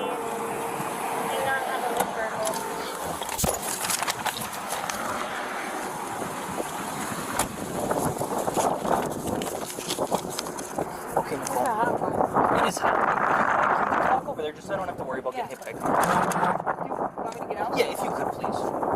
We'll just go on the sidewalk here. Again, I just don't feel like having a watch my back the whole time, you know what I mean? So, the exact thing I said, I gave you a bunch of breaks, okay? So much so that, like, I'm actually a little bit afraid my supervisor might jump my shit. I hope not. So, here's my circumstance. So, I'm out here, the entire reason I'm even working today, I'm on a grant paid for by the Department of Transportation looking for speeders. You were speeding, right? On top of that, that area over there that you were in, the sheriff has gotten emails about, and he has specifically said, go out there and patrol in that area. I didn't write you a warrant, or I didn't write you a citation for the speeding. That's something that I'm afraid I might actually get yelled at for, and I'm really hoping I don't. That being said, I appreciate how cool you've been with me because, again, I've seen the videos. I don't want that. Yeah. I don't want that interact. It sucks. It's not fun. It's not fun for anybody. It's just me. I feel like I'm attacked by the certain ones, and it wasn't. I was never. And to be completely honest with you, I didn't even know it was you when you went by. The whole reason your car even caught my attention You sound like was more of a because fan of the at speed. this point. I don't know if you saw the little laser I had up. That's the whole reason I even looked at you. Yeah, I'm not mad at you. So I'm just letting you know though. So that being said, there's a couple things like I do get this circumstance. Once people get in this vicious cycle of ticket after Man, he is over here escalating this traffic stop, trying to make a friend. If you don't come on, he is over here over talking like, yeah, hey, I understand the videos. I watched the videos. I seen your videos, and I just wanna. We don't care, man. She got millions of views. Okay, let's go. ticket after ticket, it's very hard to get out of it, and I do feel for that. That's why I didn't like completely write every ticket that I could. I'm trying to think where I was going with this. I'm sorry. Okay. But either way, has anyone explained to you like you're revoked? You understand that? Yeah. Okay. A little bit bigger deal. Yep. And I'm trying to get an occupational. I just saw the judge the other day. Okay. And I just need to go pay $64 to reinstate, and I can have my occupation. Good. Okay. Well, that's good to hear. But that being said, so the whole reason that you caught my attention is speed, right? Right. So there's one more thing that is completely within your control that you could do to avoid me, right? Right. The seatbelt. Is there a reason you don't wear your seatbelt? I see you have tons of no seatbelt tickets. Yeah, Why? I just don't do it. Whenever my son is with me, I make sure he does. But Okay, I don't know. that. I don't know. Sure. Is it a forget or is it a like don't believe in? Like I feel too constrained. You're Like right. I You have might really do bad. like her. I don't know what you look like. I don't know. It's just something with the seatbelt. Okay, gotcha. But I'll Well, do it. I obviously I can't force you to put it on, right? But that's just another thing. Throw it on. I probably wouldn't even see you. Like you don't have a front license plate. Put a front license plate on. That's just another reason to get stopped. The windshield. I know you said you're working on it. Yeah. The deer. I'll give you a pass on that one, right? The brake light. You didn't realize that. I give you a pass on that one. Get that taken care of. If you're out here driving, that's one thing. I don't want you to get rear-ended. I don't want somebody to get hurt. To dovetail off of that, has anybody ever explained to you obviously it's no dispute that you know you don't have a driver's license, right? That you're revoked. Has anyone explained what happens if you get in a crash and somebody gets hurt or killed? Has anyone ever? I'm sure I'm 100% to blame. Yeah. So has anyone actually taken the time to explain that to you? Okay. Well, I'm going to take the time to explain it to you because I feel like it's important that people know, and it's a big risk that if you continue to take it, I at least want you to know that you're taking this risk. For sure. So if you're involved in a crash, say you merge out of this traffic lane after we're And done that is here. what cops are supposed to do. Thank you. They're supposed to teach you about safety concerns and things like that. Well, I want people to know the risk that they take, right? Because up until this point, it's been a bunch of tickets, right? Low-level ticket type stuff. It's a lot of money, but like nothing that'll land you in jail. So let's say, when I leave here, I'm going to give you the spiel. Don't leave. Call for a valid driver, right? And I'm going to go right back to where you saw me, right? So stay here until I'm gone. What you do after that is up to you. You've heard this before, right? Okay. But now let's say as you're merging out into traffic, you pull out in front of somebody and they run into you and they get seriously injured, or God forbid, they die. Right. You know you're revoked. That's now a criminal violation. That's actually a felony. Simply because you're not even supposed to be operating on the road. You were involved in a crash. Somebody did it. I want you to know that because I think that's important for people to know. I'm going to leave it at that because there's nothing more to explain. It's that simple. I'll get you your paper. So this is the warnings. wrote you a bunch of warnings. There's some that I probably completely forgot. Like, I didn't even notice the front license plate till now, but I just couldn't remember all the stuff you had going on. There's no follow-up or anything for any of this stuff, so as far as I'm concerned, you can throw this in the garbage, right? Thank you. Warning for the speed. Just make sure you're watching that. That is like a $175 fine, so these things just stack up. You know that. I don't have to tell you. The cracked windshield, just get that taken care of, obviously. The cracked windshield, while we're on the air of explaining things and why it exists, a lot of people think it's because it blocks your vision. That is not the case. No. The case, do you know the case? No. Oh, so the case is that windshield actually has a lot to do with the structural integrity of the roof of your car. Because obviously those two little white beams probably don't do a whole lot, right? Right. So if you roll your car, again, God forbid, something happens, you roll your car and it lands on the hood, all those cracks are now a weak point, and that roof is going to crash in and seriously injure you or your occupant. Oh, I didn't know that. Yeah, so another reason that I'll explain things to you. I've been pulled over a lot. So, okay, so that's the main reason. That's the more important reason. I didn't know that. The vision thing is a valid point, but that's the bigger reason. Registration, it hasn't been expired for a very long time, just since June of this year. Get that taken care of. That's something that's in your control, right? They don't care if you have a valid license or not to register your car, so register your car. For sure. The stop lamp, we already talked about that on the passenger side. And then that spare tire. As soon as you can, get that spare tire off of there. Those things are not meant to be driving for extensive distances or anything like that. You live, I'm assuming you're taking...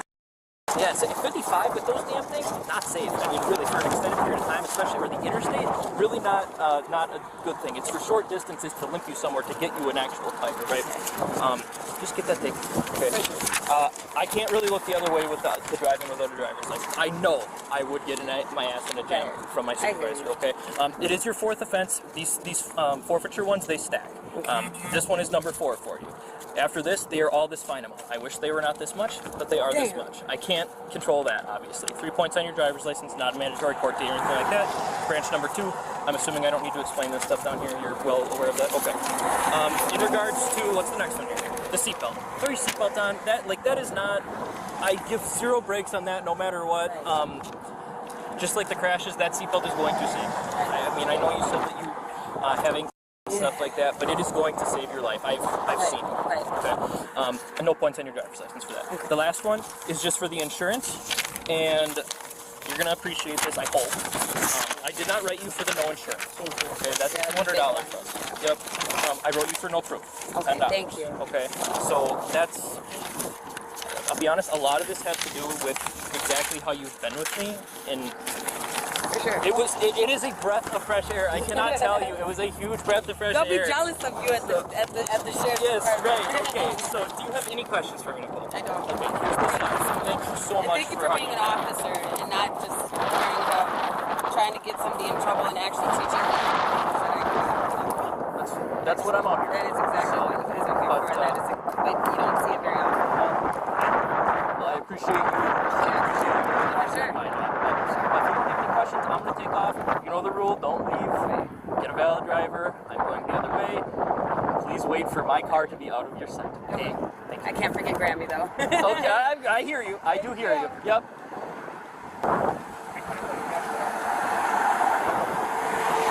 And he liked her. I said my way through. As a result, Nicole received written warnings for speeding, 40 and a 25, cracked windshield, expired registration, improper sized tires, defective brake light, and traffic citations for vehicle operator failure to wear a seatbelt, operating a vehicle without proof of insurance, and operating while revoked. These citations totaled over $400. She has now reached a grand total of 30 citations since 2007 just for driving without a license, which is approximately over $5,000 in fines. Why do I thought it'd be more than that. you have a hatchet in your door? I can have whatever the I want in my door. I can have a gun in my door. Okay, thanks. That's all I wanted to hear. Keep it up. And I'm going to write you for obstructing for not giving me your ID. Please do. Also, I'm giving you a citation for not 2 years hit her hard, didn't it? having your passenger failing to wear his seatbelt. They read them? Head over to codebluecam.com. 2 years did her dirty. Well, I know it was makeup involved, but still. Right? She's not that much older than me. She's not much older than me. She's not much older than me. She probably can be the age of my big sister or something. Like, you, no. Oh my God. Hey, time has not been good to her. Her 33-year-old, I thought she was at least 30, 39, 39 and a half. Her birthday tomorrow or something. I don't know. But yeah, hey. Don't drive without a license. To get y'all a license right.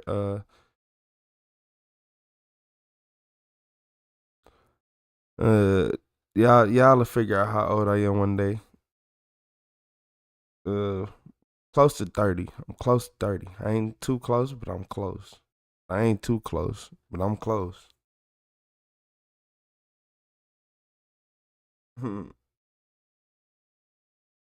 Yeah.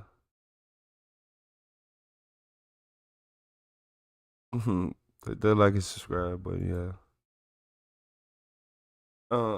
28, it's gonna be 29 in March. That's what's up.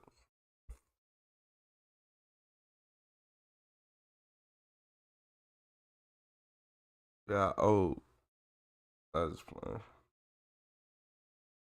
That's hey, anybody, man, let them be 23, 24. You old.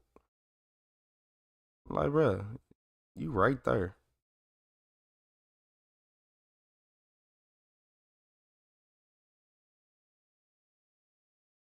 $29 in March is crazy. You beating on you beating on that door. You beating on that door. I ain't beating on the door yet. I still got a little bit of time. Not with the way this world going. Cause yesterday I was straight just like 17. Like I could have sworn like last night I was just 17. You wake up like, damn. Even the year I even think about high school and all that, it sounds just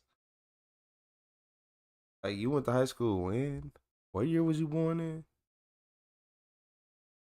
Like, it's so bad to the point where, like, you know how you go to the gas station anywhere, and like most places, I ain't gonna lie, if you be like, they be like, oh man, you good, you don't need your ID. What year was you born in? 19? And then before you would say that 90 anything, they already threw it, whatever it is, to you already. Like, hell no. You was born in the 90s. Yes, we have cashiers out here that was born in the 2000s. And not the early, like, it's early 2000s, but it ain't at the same time. Like 2004 and shit. Like,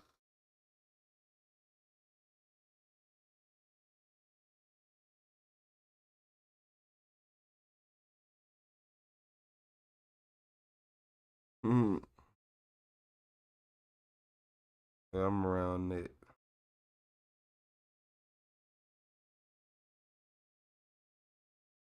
My birthday just be randomly coming. Just wake up in the morning and be like, damn, I'm a different age.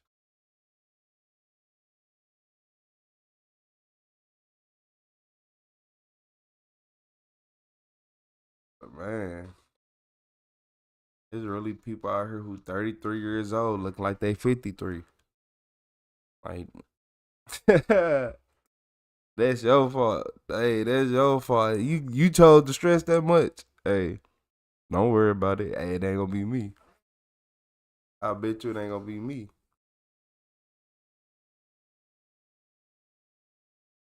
I don't know. I want to see what age I might get old, grow a big beard, and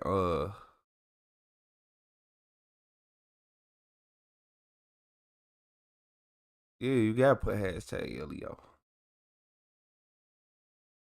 If you know, you know. My nose is so dry because we out here. Look, y'all. There ain't no way my nose been hurting. Cause look, I'm in Missouri, right? We had a tornado on like May 10th, 10th, I think. I don't even remember. But look, man, we had a tornado, and ever since that tornado, we've been having to deal with weather manipulation machines. Do that make sense to y'all? Like, so instead of us, people think we tripping. Like, you got to be in Missouri. Look it up. Y'all gonna be like, what? Yeah. So we had a tornado that touched down in May, right? They still ain't even pick up like even 65% of it yet. Like, it's still much. People still ain't got roofs. Still ain't got none of that. Why? Because the government is so busy going to court trying to shut down the use of weapon manipulation machines. And we've been saying it, and we've been saying it through and through. In Missouri, for some reason, they have a switch that creates clouds and makes any weather that you want. People be over there, no, my city is this. No, y'all never seen it snow on a 60-degree day. I'm telling y'all that now. Y'all never seen it snow while it was 60 degrees outside and then go up to 70s and then drop back down to the 40s and then straight have a freeze warning, have a whole ice day, then it go back to, like, no. I don't think y'all understand. I don't think y'all understand, like, this, how Phineas and Ferb made summer in, like, winter in the middle of summer. We was going through that. It was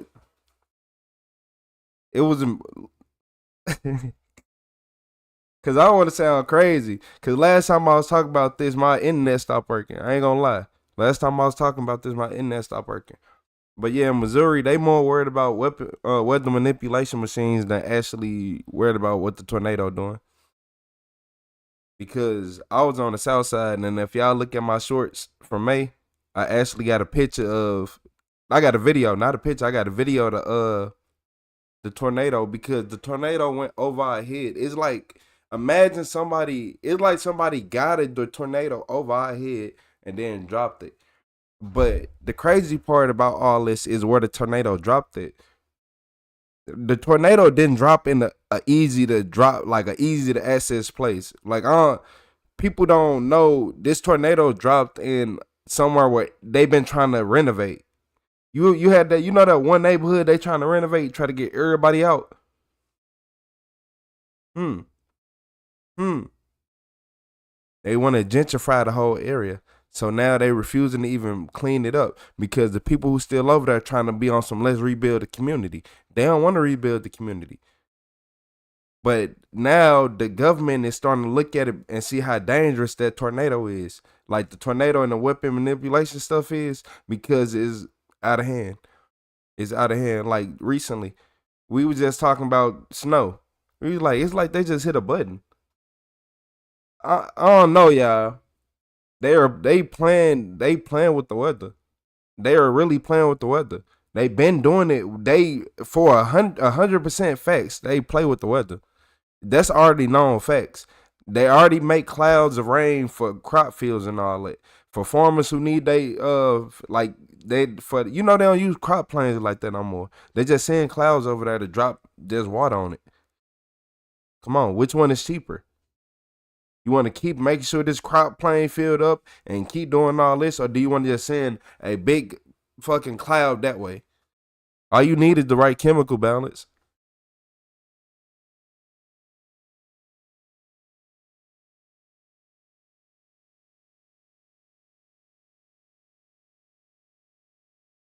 And you wanna know what's crazy about this though?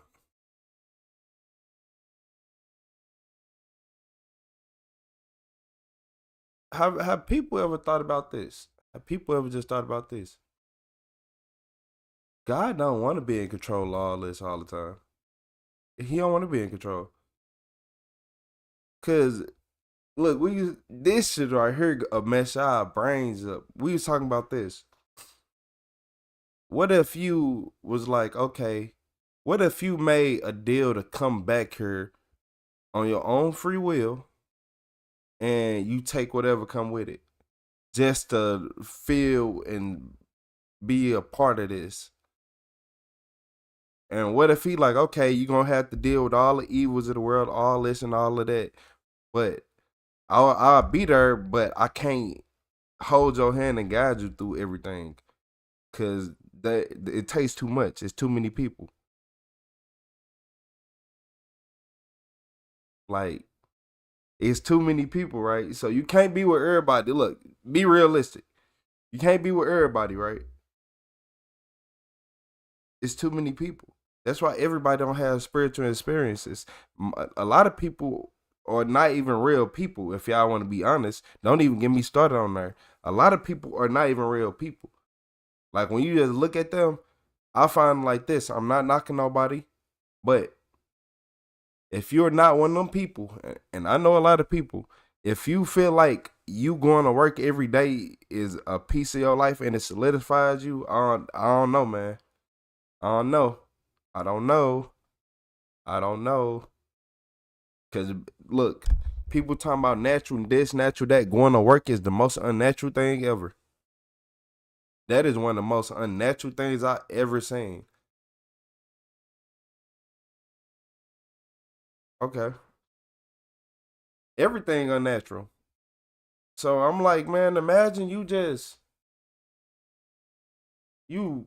made a deal with yourself just to come back here so you can see what it feel like, be a part of something. And then you learn. You live and you learn. You learn from your experiences. I'll be levels to the way you learn. Because some people really have terrible souls. Y'all notice that? Some people's soul is really terrible. Like, it ain't none good in their soul. You just be looking at them like, oh.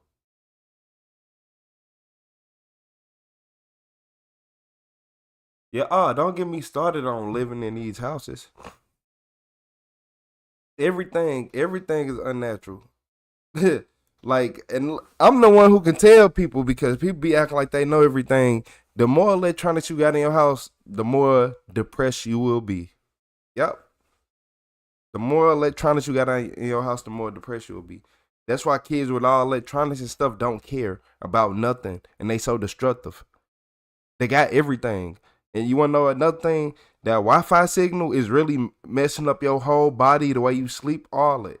People don't know that, though. People do not understand that. I'm like, you ever been in a blackout and seen how peaceful your body feel during a blackout? Have you ever been in a blackout and seen how peaceful your body feel when everything go off, all the lights go off, all electricity go off?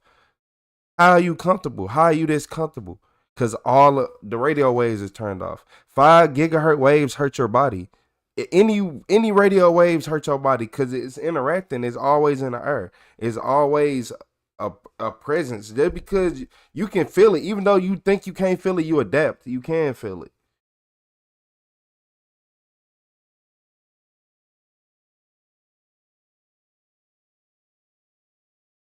That's crazy. People be like, I can't. You can feel it. You just adapt. And then a lot of people, this is why, like, this is what I learned and I noticed. Okay, even with your hair even tell you when the environment weird. But people don't even listen to their own hair. Why is my hair standing up on his end? Like, and when I'm outside, like, just pay attention to how your hair feel when you outside versus when you come back in the house. Like, my hair you come back in the house like, damn, my hair a little bit more irritating. Why is my hair more, like, why can I feel it? Why? Because your hair is expanded. I don't know. People don't understand. It's just like getting shocked or electrocuted. Your hair moves a little bit. It's getting touched. It's getting messed with. Especially if you got locks, you can feel anything. You can feel when an ant touched a piece of. I can literally feel an ant touch my hair. I can feel an ant touch my hair. If an ant touch tip my hair, I can feel it. So come on. People don't know. Everybody got abilities that's out of this world. Oh yeah, it feel good to unplug everything. The best. That feel the best. And people be wondering why they can't go to sleep and why they sleep so restless. Like, they just, that's why. You just gonna have restless sleep all day. You gonna wake up tired, you gonna get mad, y'all gonna always do all that. Oh yeah, because her is the only thing on your body that can actually pick up on electromagnetic fields the easiest. Like your body can pick up on it, but her can pick up on it from a distance. Like like you said, antennas. Like it's crazy. It's crazy. You can even tell when somebody looking at you, depending on how your hair is. It's like they energy just bounce off your hair from them just staring. And you can just be like, oh, somebody in this direction staring.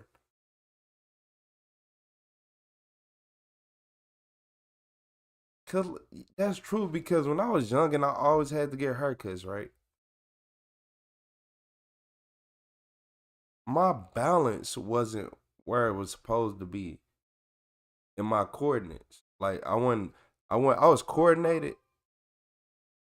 I was coordinated, but I wasn't as coordinated until I got to grow my hair. I noticed when I had a long afro, I was a menace. Playing football, it wasn't nothing I couldn't do. Telepathy. What you do? What's your thoughts on telepathy? What's your thoughts on telepathy? Because I'm not gonna lie to y'all. Two people can form the same thoughts. Yep, I know somebody who I don't know how we did it, but we have made a lot of the same conscious decisions. Like, have you ever look, think about this, y'all. Imagine somebody who acts like you, same slang, talk, all this, right? So you'd be like, y'all don't talk for years. Y'all don't talk for at least 5 years, right? 5, 6 years. Y'all see each other and house similar, car the exact same, the same year, same everything, just different colors. Different, like, it's crazy. Thoughts the same. Like thinking patterns the same. You don't have to be like, okay, this and that. Everything I'm like, oh, he gonna like want this and that. Like I don't know how. It's crazy though, but we didn't been like, look. So we live in a dangerous state. So we always got to be on point for crazy situations. So we always just locked in. We don't talk much. We ain't got to talk. I'm going this way. You go that way. Like it's automatically. I don't know how, but it's straight. It's crazy.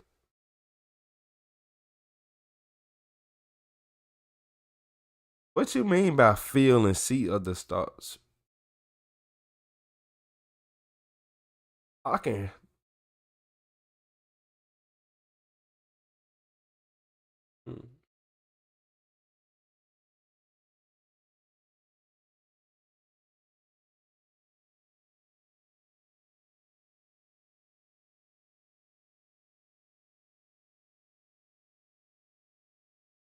I don't know what it is. I don't know what it is. It is nothing. Look, cause I'm over here trying to think. I'm like, cause we know if we really be in sync, and it's more than what people understand. Like I don't think you understand how in sync. Like I will be ordering if I'm ordering pizza and I put my phone down. He might pick his phone up and order the pizza, and I forgot about it, and he like, oh, I just ordered the pizza. And it'll be the exact same thing. Like y'all don't understand. Oh, I was finna go grab this. Oh, I got it right here.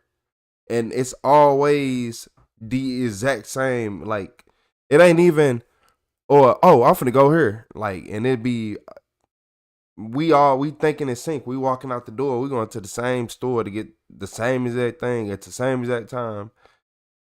And that happens often. That happens often. But it's only when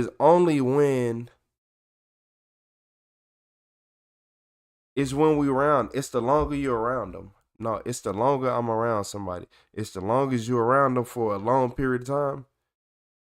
Well, yeah, I guess it's when you're around them for a long period of time. What the? I can't even explain it.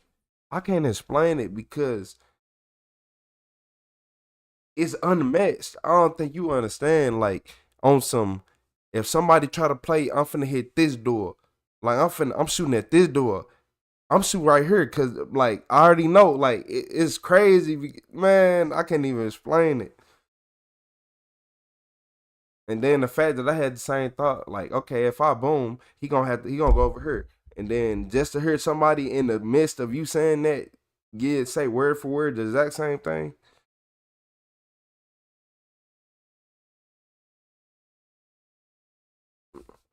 Yeah, look, yeah. I know, right? And then we both do YouTube. That's crazy. I know. That's crazy.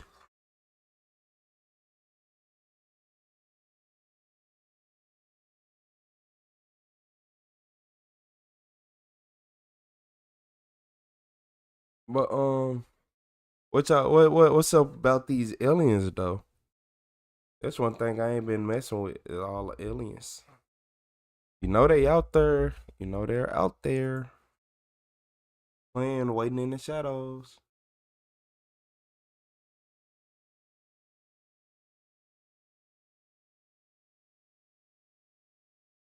Yeah, your energy, your soul most definitely can sync up with people. No cap, your soul can sync up to people. Yeah, shout out to the professor, man.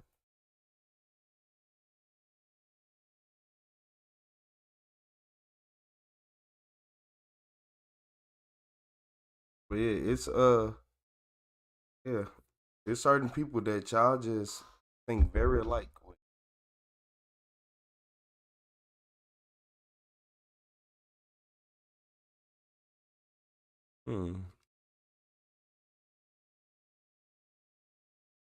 I need to go do some research, man. Cause I gotta figure out some things. It's some things in this world that I need to figure out.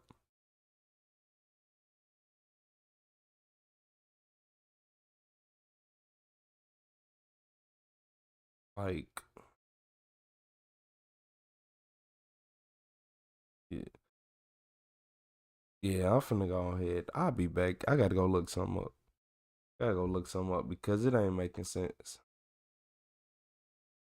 I gotta go look something up. Aliens extraterrestrial could be us. We are aliens because we have to build houses. We don't do anything natural. Everything we do is very unnatural, and we just work like we're slaves from another planet anyway. And we the only ones who don't care about the planet. All other animals actually do good and bring good to the planet. Even if cows over there shitting up a storm, that means nothing compared to what we do. Humans ain't shit as a whole, and they always trying to come through and fuck stuff up. And yeah, that's pretty much sums up humans. And then the fact that I feel like humans have ability, I feel like us as humans have abilities because look, I can sense energy. A lot of people don't know that. I can sense energy. But if I drink tap water, it gets really hard to sense energy. I don't drink tap water no more. And that's for a multitude of reasons. One, tap water will make you mad and aggressive. I know did y'all know that? Tap water will make you mad. If you wonder why you crashing out randomly and you having bad days, you drink tap water. You're drinking tap water. They don't even clean everything out, the tap water, and it's not good for little boys, little girls, women. It ain't good for nobody, but especially not for kids. Tap water is very bad. Don't listen to your government. They let stuff sit inside y'all water. And this comes from somebody who worked at a water treatment plant. And then I did security, but if y'all know me by now, y'all know I'm nosy. And I talk to everybody. So they told me how good they can clean the water, but once you test it inside your home, why is it not that clean? Yeah, because if you drink from they pipes there, it's the world's best water in the world. But if you go down the street to the home, brand new, just built, fresh pipes, okay, make it make sense. And if y'all didn't know, yes, it'd be like a lot of birth control and stuff like that in the water. Like, yeah, like when females have birth control and they go pee and all that, it goes into the water and they supposed to have chemicals that can get all of it out. But now they like, oh, we can't get all of it out. But it's not gonna harm you because it's only a low dose. It's only a low amount in the water. So that's how they get people by saying it's a low amount in the water. Oh, it's only a low amount. So when you drink a gallon of water like a day, like they want you to, right? When you drinking basically a gallon of water a day, and now it's a high amount and it's not a low amount anymore. Oh, now you starting to see the effects. Now you starting to see why these normal boys out here making rash decisions because they got all this testosterone built up and they fighting against it and they're making them act like little girls. Now you see why boys don't be men no more. Y'all don't be. Look, when I drunk tap water and I start getting mad for no reason, I realize, like, hold on, I'm getting mad. I got a lost sense of time and I'm getting mad. I got a bad sense of time, and like my sense of timing was, I wouldn't say it was bad, but it wasn't as good as before I drank the tap water. And then I start noticing them stomach pains and all that. That's rejection. That's rejection. That is rejection. Don't let nobody lie to you. Your body don't just hurt for no reason. Oh, my body just doing this and that. Your body is rejecting something. If your body is hurting, your body is rejecting something. But y'all don't want to talk about that. Y'all don't want to start going that route. I'm not a doctor, so don't take my advice. Don't take my advice. But, hey, one thing I do know is I worked at one of the best water treatment plants in the United States. And, hey, I tasted what good water tastes like. And I didn't taste it what it tastes like a mile away. Actually, they water went to my house. That's what confused me so bad. I'm like, hold on. This can't be the same water. Yeah, and then look, start looking at like food. So I went to Georgia not too long ago. I went to Publix. You know, not bad choice, but Walmart. Nothing. It wasn't that many places I wanted to go to out there. But I went to Publix, and I was like, okay, I'm finna get the kids some juice. I'm finna get the kids some juice. So I'm in the store, and I'm just looking through everything. I'm like, everything has sorbic acid in it. Sorbic acid. And I looked it up, and it was like it causes fat to build up in the liver or something. But, oh, it's okay. It's only in low doses. It's only in high doses will it ever make it this and that. But I'm looking like if every single juice has it in it and you're going to be consuming it every day for a week, even 1 week or 2 weeks, what you think? Okay.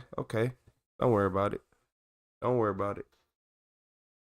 Like, don't worry about it. If I touch a little bit of poison ivy, a little tiny bit of poison ivy every single day, a little too tiny bit every single day, and just go up my arm a little bit more every day, am I going to have a poison ivy rash or no? Okay. Oh, it wasn't enough. It was only just a little tiny dot of it, so it ain't going to be that bad. It don't matter how small it is. It's still going to make an impact. And when that impact comes, can come with full side effects. It can be a small spot. But have you ever had like a little small spot itch bad? Like a little dot on your skin, you got one little small mosquito bite. Like, have you never seen how small a mosquito bite can be while you scratching it before it even start getting big? Like, come on. But I digress, man. Yeah, you gotta watch out for the 100% juice too. Cause they like to put words like sugar in it. Like, that's another thing. Watch out for foods that don't even tell you what sugar. So you just put sugar in it. Oh, you mean ultra processed sugar? Okay. You mean white table sugar? Okay, that's the sugar you put in there. You gotta watch out for all that. Cause look, if it was regular sugar, it'll be like this sugar, that sugar. It'll tell you what kind. It'll say cane sugar. It wouldn't be nothing more than that. Oh yeah, I'm well aware. When I went to Georgia and I seen that, I was just disappointed because in Missouri we got more healthier options. We got more healthier options. Like Yeah, all that stuff be a lot of drinks out here is made to slow y'all down to make y'all not want to. A lot of food make y'all depressed. A lot of food is to make you depressed because I didn't understand what people said. The body is fuel, right? You supposed to eat to fuel yourself. I didn't understand what that meant. Some people only eat enough to go to work so they can get off and just sit down and do nothing. Some people only fuel themselves enough to go to work. I didn't understand that until I understood it. I didn't understand that until I was like, man, you know what? Let me see if I can drop some shorts every day. Let me drop a couple videos every day and see if what I can do. And then I'm like, okay, I had to start eating better just to even make YouTube videos, because you can't work 2 jobs and then think you finna hop on live. Nah, it ain't happening. And while dropping shorts, man, I was putting up Wilt Chamberlain. Man, hey y'all better stop playing. Like, you gotta fuel your body just to get anything, cause you gonna just keep failing. Food is to make you fail. Food is to make you want to keep coming back, to never, like, not come back in the right way. Because if somebody don't keep coming back in a timely manner, you actually lose money. For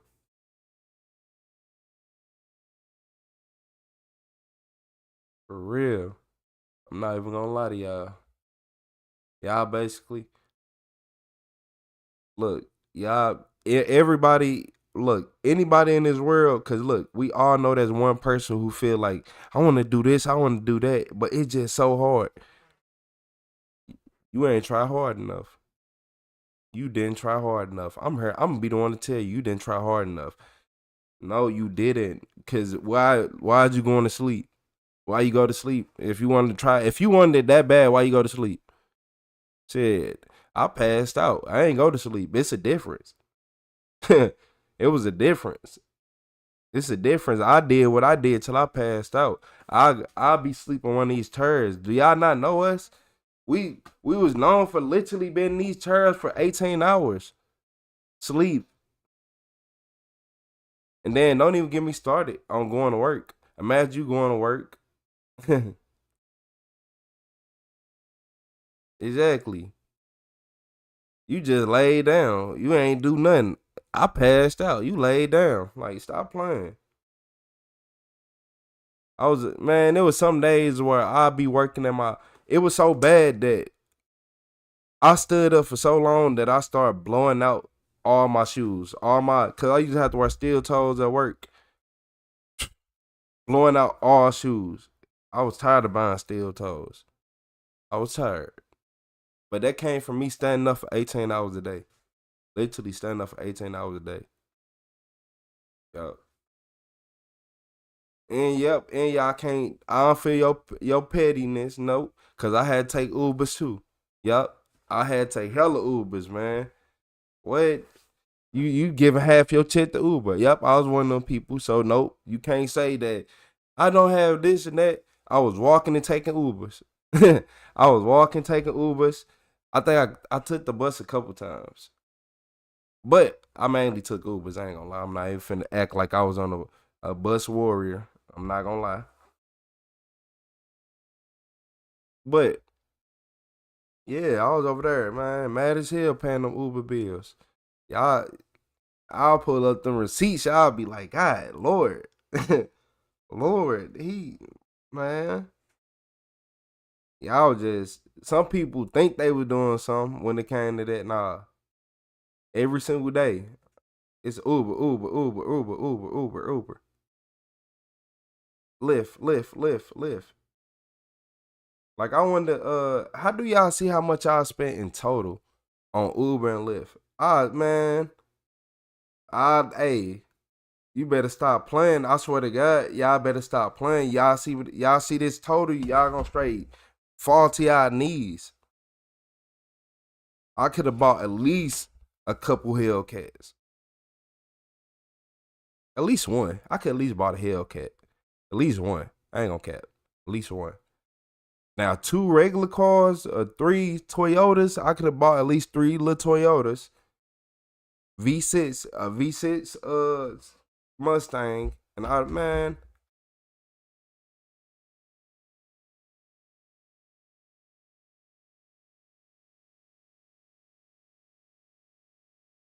Man, it ain't nothing wrong with it. I kind of miss walking. I'm like, damn, life was a little bit less stressful. Cause now everywhere I go is like $25 for parking here, even though you only gonna be here for 5 minutes. Like, damn, okay. Don't even get me started when I go to Georgia. We know how Georgia is. You go to Atlanta, you automatically getting robbed by a parking attendant.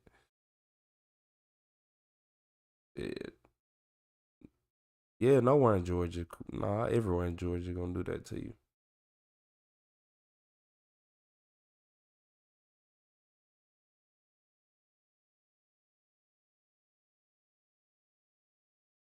Nah, it ain't nothing wrong with ordering the groceries.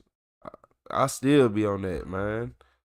DoorDash, Instacart, Walmart. Hey, you better stop playing. I'll order through them all. Through them all.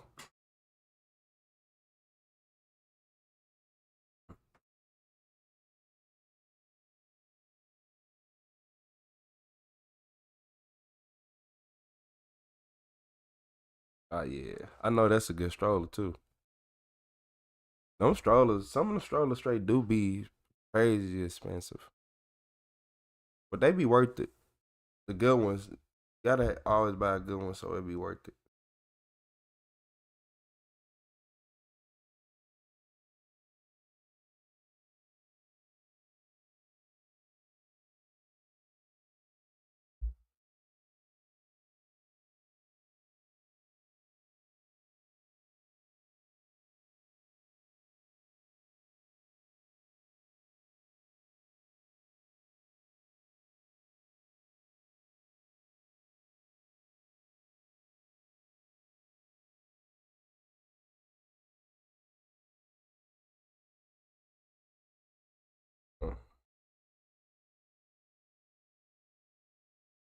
Yeah, right on, right on.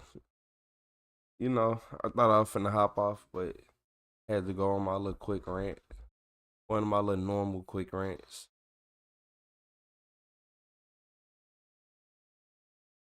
Yeah, I tell anybody though.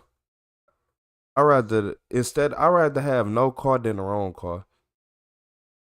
I'm telling y'all now, I'd rather have no car than the wrong car. Don't let that walk everywhere. Before you go get you a car with a CVT transmission or something that's just gonna break down on you, please keep walking. Please, cause look, your kids gonna love you more. Yo, people around you gonna love you more, because once you get one of them cars and you put that money into it and you lose it and you spend, you gonna hate everybody and they gonna like you less. I done seen it happen too many times. You never rush to get your car. You always, I don't care if you got the money right now. If you gotta wait till next year, you wait till next year. Y'all never rush to go get nothing. Don't ever let nobody be like, you need to go get this now. No, you don't. No, you don't. And always always look up the reliability on your car. Like, before you buy a car, always go just look it up on YouTube and look up the reliability. Look it up on Google. Look up the reliability. Don't forget about the reliability. Yeah. Around tax time, they be like, make sure nobody scam you and this and that. So this what you do. You go out the car that is hard to scam people with. Like, you know, if you go get a certain year Honda, like the Honda, yeah, you know, it's certain Hondas that you can get. I ain't gonna just say Accord or this and that, because it was, you know, all of them good. Certain Toyotas, certain Lexus, you know, you can go through all it. All the reliable cars. But one thing you always do is make sure that you just know what car you getting. Don't go in here and be like, oh my God, I got this Kia. I got this brand new Kia, this 2017 Kia, and I'm finna have a good problem. No, you're gonna leak oil and your engine gonna give up on you. So yeah, always know what you're getting yourself into. Like, oh my God, I got this 2018 Toyota with turbos. Don't do it because turbos gonna fail. You get an older Toyota without turbos. Simple. Yeah, but that's a lot of things that people be needing to know. Because a lot of older people gatekeep you and have you just stuck in life because they like Chevy or Dodge or Chrysler and all these different brands and they want to just stick to it. I learned those are more harmful. Those are some of the most harmful people ever. They put the youth towards the wrong direction. So now you over here got somebody buying a Ford Fusion or something, like, instead of them, because you like Ford.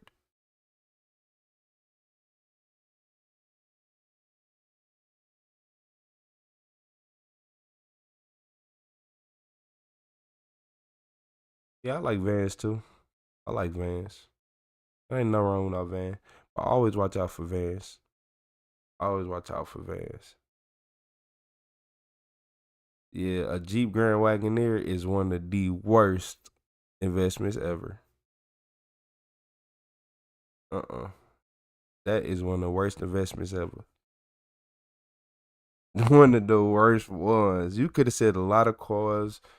You could have said a new Chrysler Pacifica, a new, like, some crazy with the fold down seats and all that. But the Grand Wagoneer, Toyota Sienna, that's a good one. I ain't gonna lie. Is that the one with the built-in? Did they put the vacuum back in that one? It was one of them. They put the vacuum back in. It was one of them. Yeah, that's a good one. Yeah, they do look nice, but they not worth it. It's a Jeep. I'm not gonna lie to you. I don't pay that much for Jeeps. I wouldn't even pay that much for a track. I wouldn't even buy a Trackhawk just because, man, I don't like Jeeps. Jeeps are scary. I'm scared to drive Jeeps. They like to wobble at 80-some miles an hour. They not that fast for how much engine they be having. The only decent one they has is 392 in the Trackhawk.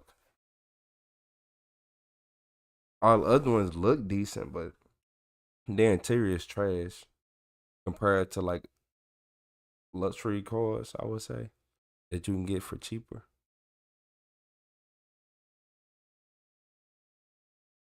What's wrong with the Wagoneer? Engine, transmission. It looked good. The interior looked good. The interior looked good. So yeah, the interior looked good and all that, but the engine and transmission gonna just give up on you. It's not gonna last. I say the Wagoneer lasts probably 150, 200,000 miles of straight tooth and nails, and at least $70,000 in repair. What else? Tires are gonna be abysmal. I don't feel like it's worth the car is not worth what it is. It's not worth that value. Me. But that's up there in, like, the new. I feel like an Escalade got better options than that. An Escalade will look better, perform better, last longer, have more abundant parts. Well, I ain't gonna say more abundant parts because it's Jeep, so can't beat that. But the Wagoneer is just one of them cars. I don't know. I just don't trust it. It looked like a bomb. It looked like it's just gonna blow itself up at any moment. Yeah. I just never liked the Wagoneer.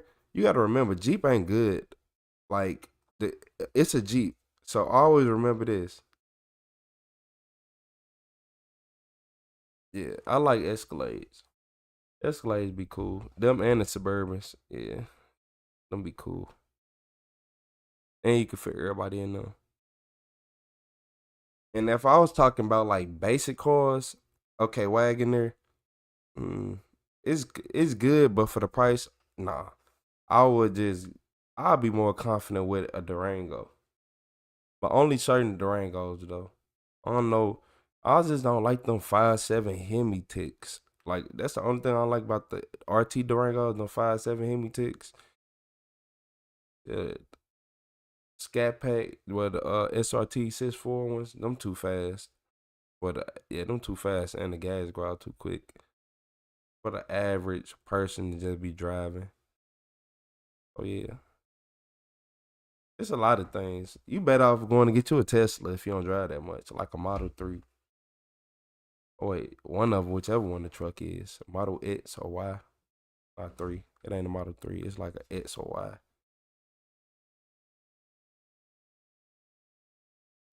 I was finna buy a BMW, but I just put my hand on my chin and was like, you know what? It got a 4.4 liter V8 in this BMW.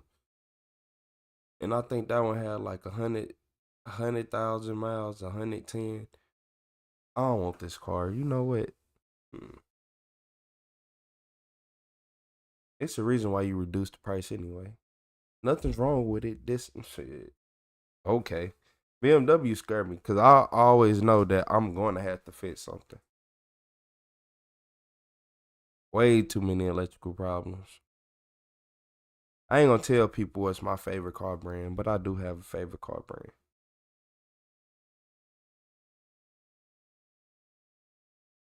I will tell y'all it ain't no damn Dodge. Ugh. I don't like Dodge. I don't like them bulky interiors. I don't like them uncomfortable interiors. No Dodge has ever been comfortable. I hate they seats. I hate I hate the driver's seat, the passenger seat. I hate the back seats. I hate all the seats. I hate the back left seat, the middle seat, and the back right seat.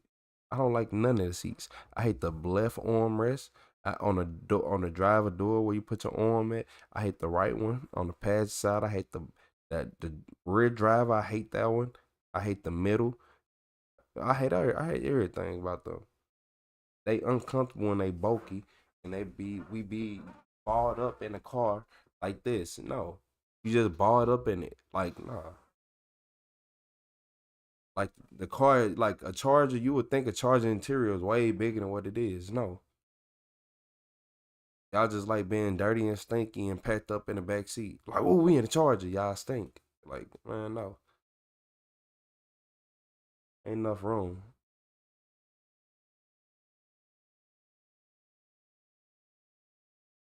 That Mustang Mach-E. Nah. The only thing I'm more scared of than BMW is an Audi. Audi. Now that Mustang, I don't know. That Mustang got mixed reviews. That Mustang straight got mixed reviews.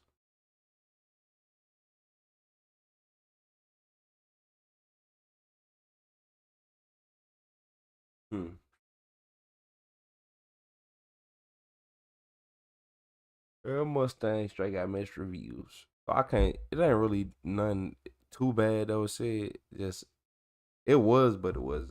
They hit and miss.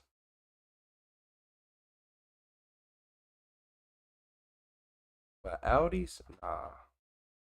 I'm scared of Audis.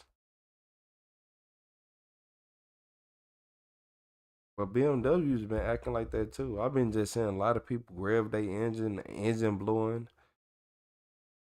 And then, like, nah. But I don't like BMW owners anyway, because y'all dumb.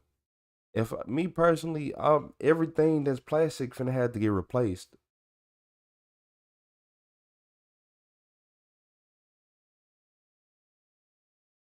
Yeah, man. One day, man. One day. Yeah, but hey, I don't like them Chargers backseat. You really like to be barred up. You like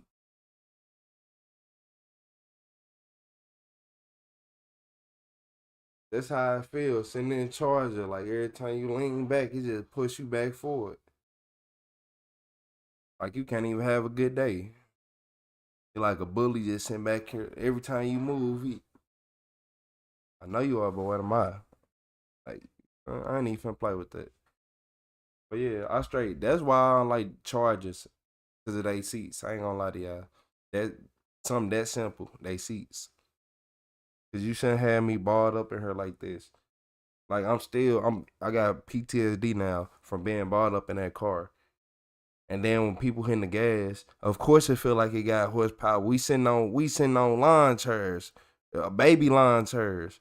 Like it ain't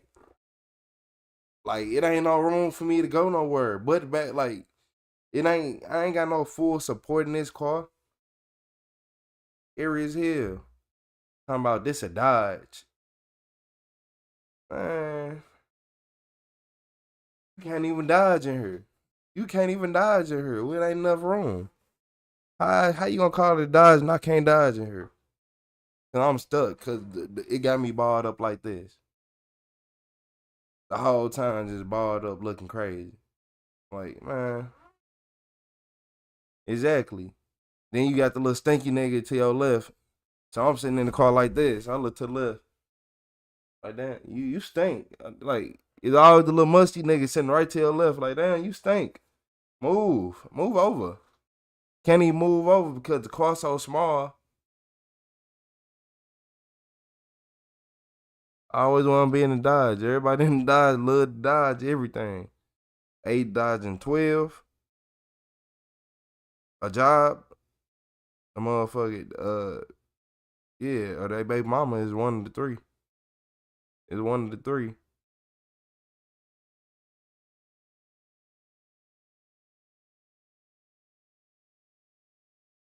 Yeah, I'm over here just trolling now. But yeah, I don't know why they call it Dodge. You can't dodge shit while you in that motherfucker. It ain't no room. Yeah, you be in that motherfucker. You stretch, you fuck around, punch everybody in the car. So why they be trying to act like Chargers bigger than what they is? And it, like, for real, you down there stretch, down there knock everybody out, knock the drive out on accident. Like, you done hit the driver and shit. Just from yawning.